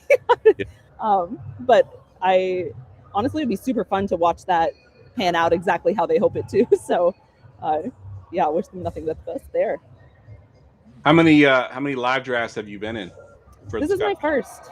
Oh, awesome. Yeah, this is my first year with the Scott Fish Bowl. So my husband and father-in-law have been with Scott Fish for several years now, and I've been roped into it this year. So awesome! Congratulations! Thank you. I'm curious on your one pick that you've kind of deviated with the running back and Travion Henderson. What gives you confidence in him as the RB1 on your team? Yeah, I think he's just he's a pretty consistent player, right? Like he plays all the time. He's always on the field, or rather in a lot of games. Perhaps not all the snaps, but I don't think he missed any games as a rookie. I think he played all 17. Yeah. Yep. And I think that kind of consistency is what I was looking for in that running back position. Nothing super flashy, nothing super in your face. I like the sort of growth mentality that he's expressed previously. So I'm hoping that was a little bit of a diversion from what I was planning originally. But I don't know. He just sort of called to me in that moment. We'll see how that one goes. But sure. I mean, he had some big plays last year. We got a question from the chat, actually, from the retro coach. He wanted to know, were there any receivers that you debated besides London in that second round? And are you hoping to get Tua later on as a stack with London? I was focused on London. I liked that pick in the second round, so I really wasn't debating there. I don't know if you watch the timing of that pick. I got on the clock, and 10 seconds later, I was done. Okay. That for some reason, that one just felt right to me. It looks a little bit like a tier break because after you took London, there wasn't another receiver to go. You took him at the 208. The next one to go was Neighbors at 307. So maybe, it probably looks like a tier break there where he's the last guy. Yeah, and Tua, I probably won't take Tua. I don't particularly confide in that stack, but um, it would be an interesting one to watch. But I don't think that I will trend that direction. Yeah, two is tough because the concussions really is a thing there, and who knows if he plays in full season or not. Yeah, I like my players to have a full set of brain cells as much as we can. So. Well, I also think I'm not even worried about the injuries, just Penix's presence, right? Does he get benched at some point? And like that's kind of, that risk is there. And also, to your point of why you took Hurts, not just for the Eagles fandom, but the fact that he runs a lot, like it's good for this format. We don't see Tua as a big rusher. Not that he's incapable, he's athletic enough, but not as willing to gain the rush yards as other quarterbacks. So it doesn't necessarily fit the format, I don't think. Yeah, no, I love a mobile quarterback. And then that it's one of the reasons why I love being a Birds fan right now is watching Jalen Hurts do whatever he wants on the field is just so fun. So I'm feeling really good about that. And I'll probably try to go a bit more mobile on that front. The running game is just so important, I think, to the scoring in this particular year's rules. So. Now we're talking mobile quarterbacks. We see Hannah kind of take a deviation there and take Matthew Stafford seventh. Not the earliest we've seen Stafford though, so maybe a bit of a value. We saw Stafford in the third round at one point, right, Jeff? We did, yeah. I think the 312, maybe, but yeah. Yeah, I just pulled it up. Yeah, Tony Hawk division, he went 312. So I guess good value there, Hannah. And you took Adams, so she didn't quite get that stack, Katie. So yeah, that's true. Robbed her of that one. No, Stafford went early in I think it was Halo next to us. He went a few rounds ago, and there was an uproar when he went. Everybody said, "Oh, he's not supposed to go for 6 more rounds." So we'll see how that one pans out as well. But I guess the one thing is, that 312 spot, they immediately took Dak Prescott after, so that technically the QB1, but I think what Hannah's done in that other in Halo, they've taken Stafford as the QB2. Give me the Josh Allen or the Jaden Daniels, get the rushing first, and then get Stafford as kind of maybe a high upside passing QB2, but that's when you're necessarily relying on it to QB1. For sure. Yeah, we're up at the 7-12. I want to see. Yep, I was going to see if they're going to go running backs, and they went back again. So there's Canadian Chuba Hubbard, love to see it. Sticking to their game right there. And David Montgomery, yeah, there we go, 8 straight running backs. I respect the consistency. I'm fascinated to see how that all works out for us. Definitely have a strategy for sure. I love it. Jeff knows how much I love running backs. Man, that's all green. Green light. Commitment right there. I guess before we go, just curious, Katie. There's obviously you were limited to the divisions that were there, but was there a particular reason you chose Mega Man? I'm sorry, repeat that one more time. I've got music blasting over my head. Mega music, but was there a reason you chose the Mega Man division? Oh, gotcha. Yeah, that was kind of rogue of me. When I was added to the Scott Fish Bowl, there were 3 divisions that had openings, and I don't know anything about video games, so I googled them all and then chose based on which characters I like the look of best. So, Mega Man is pretty absolutely sweet. Not. Method to my madness is questionable, but. All right. Well, before we let you get out of here, I wanted to just, as first time drafter, first time in the Scott Fish Bowl, any parting words for the rest of the drafters out there? This is just a really great community, and I think it's a super unique situation to be welcomed into a group of people to do this truly for fun and to help other people. So have a good time. This is a blast. I've never done anything like this, and I'm just having such a wonderful time. Everyone is so kind and welcoming. And if I can give you one piece of advice, it would be don't draft Cowboys. I love it. Good stuff. All right, Katie, appreciate you coming on today, and good luck with the rest of your draft. Thanks so much. Thanks for having me, guys. Thank you. All right, Kyle, if you want to plug that barcode one more time there before we get out of here. Yeah, certainly. Yeah, so double your donation today, folks. All day. Anywhere you go to fantasycares.org/GF2, it's our Going for Two live specific donation hub, and that will, whatever is donated today will be doubled by our great anonymous beneficiary who will remain anonymous for their wishes. But yes, it's a great cause. Fantasy Carries does a lot for the community. Does a lot for Toys for Tots seems to be like always annually the biggest thing it goes to, but it does feed a lot of other different charities. So that's quite fantastic. Before we go, Jeff, the one division I don't think we've shown on screen is the Rayman division. Okay. If we want to pull that up quickly just to take a look at it. Yep, we can do that. Let me just figure out which one it is in my tabs here. Wish there was a way to like label my tabs, so I would have to click through all of them. I organized the tabs based on the order in the in the show sheet. Yeah, I think I'd done that just to try and remember, and I'd still click the long runs anyway, so it didn't really matter. But that is the division we referenced earlier with Puka Nakua as the 101. Just really looking at that first round, there's nothing too surprising. Joe Burrow going as the QB2. I think maybe that's a little surprising. Have we seen him go in the first round of any other draft? I don't think so. I don't think so. Yeah, I think we've seen him in the second round, but definitely not in the first round. Well, actually, a while ago, Punch Out division, he was the 112. But yeah, I guess that late first is the Burrow range for at the earliest. But yeah. I've seen a lot of, and maybe it's just my imagination, but I've seen a lot of people at the 112 doubling up on whatever position they take there at the 12 and the 2. You know what? Receiver. Yes. Right, that happens a lot. Oregon Trail, it was 2 running backs. We mentioned that with the NHL with our second guest on. There was 2 wide receivers there. Obviously, the team with 8 running backs, so that's clear and obvious. Yeah, you're right. Yeah, that is, I guess, if whatever position you think is the edge, if you can take it twice, it puts pressure on everyone else to have to keep up with that position. Yeah, that's kind of my strategy and what I've been doing in the box for the ADP as well. I've been doubling up there pretty much on a consistent basis. A lot of times it is the receivers because I think you can get 2 good ones like Jefferson and Amon-Ra here on this one. But I've also gotten CeeDee Lamb at that spot in a couple different mocks. So I kind of like that strategy to take those two players off the board there at the 12 and the 1. I'd say the Rayman division is kind of a few players going earlier than expected and also later. Like Chris Olave at the 207 really stands out there. I don't even think we saw him in the 3rd round in any other league. Yeah, that's really high. Must be a Saints fan. But then conversely, seeing James Cook at the 311, that's been a lot later. We've seen him go as early as the 1st round in some drafts. Yeah, that is definitely a steal there. I love that pick. And, to get those 2 quarterbacks, too, that he has, Joe Burrow and Lamar Jackson, and then to get Cook and Barkley in the 3rd and the 4th round, that's a pretty solid start right there. Yeah, for sure. It's definitely been an interesting day.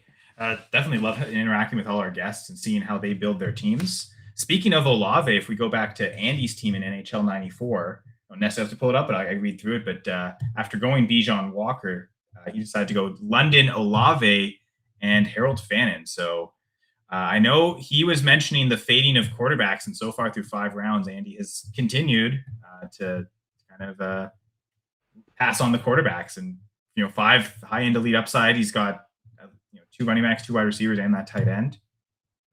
And that London pick's pretty good value pick there. Yeah, that's right. I thought Katie. Katie. She's the one who took him. We were just talking with her about it, taking him in the 2nd round. That seemed like a good value spot too. So yeah, to get 301 is super good value. Or 302 for sure. Yeah, shout out to Andy on that. Just looking at all of our other guests, what they ended up doing. Where's Kurt's team 10? I guess. Hey, another guest who took Fannin. We had seen Kurt going with 2 quarterbacks, 2 running backs, Daniels, Caleb Williams, James Cook, Jeremiah Love, and then he's just taken Fannin recently. So skating away from all the receivers in the Tony Hawk division. That's a lot of fun or 2 somewhere. It's been great to just again see all the different team builds within each draft, but even each guest, like some of them have kind of agreed, but we've also had some very opposing views in terms of guests, in terms of strategies, wide receiver heavy, fading wide receiver, quarterbacks early, fading quarterbacks. So yeah, I think our first 2 guests were talking about, not taking quarterbacks. And then I think Kent came on and he wanted all the quarterbacks he could get. I think he had 2 by the time we finished talking to him. He already had 2 quarterbacks. Mm-hmm. Yeah. 2 in the first 3. Yeah, did we see him draft Caleb Williams live? I think we might have seen a few people take Caleb Williams live on the show. Yep. All right, Jeff. That wraps the show up. I want to thank everybody in the chat. Thank all of our guests. Thank you, Kyle, for spending 2 hours with me on a Saturday. Again, this link, the double your donation, this will go on through the rest of the day.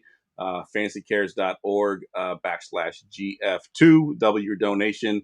So if you haven't donated yet, go ahead and hit that. And if not, if you want to donate again, go ahead and do that as well. So we really appreciate anything we can get. $5, $10, it doesn't matter. We will double that for you.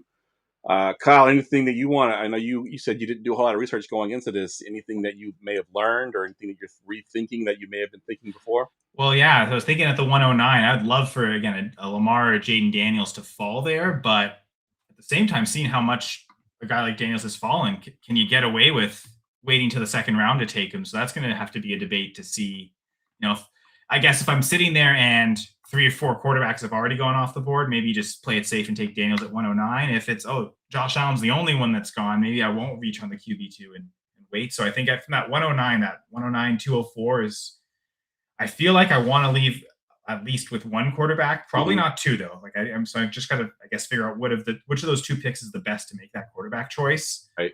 I know I did that last year where I went Kyler in the 3rd or 4th round, which obviously was horrible since he didn't play. But then I waited a while because it was all based on the volume, and I'll get my second QB late. I might lean towards that again this year, although last year was a disaster for me in Scott Fishbowl. So maybe the heavy running backs and fade the QB2 didn't work so well for me last year. Maybe it works this year. Who knows? Different schedules. So I'm still got that 109, 204 debate there. If I take the quarterback or maybe do I fade it entirely? I don't know. We'll see. Good stuff. And if you haven't done research, you can join us over at our Discord. Going4two.com /Discord will get you there. We're doing mocks constantly. There's like 3 or 4 guys posting the official mocks. The official mocks go towards our ADP. And then on June 27th, during the Podathon, we'll be doing a mock-a-thon, 12 straight hours of mock drafts. So make sure you get in the Discord if you're not already in there. Thanks to everybody in the chat again. Jamie, thanks for tuning in. I know you wanted to make it on the show. You couldn't do that, but I appreciate you jumping into the comments. And for Kyle, I'm Jeff. And good luck in your Scott Fishbowl drafts. And we will see y'all next year.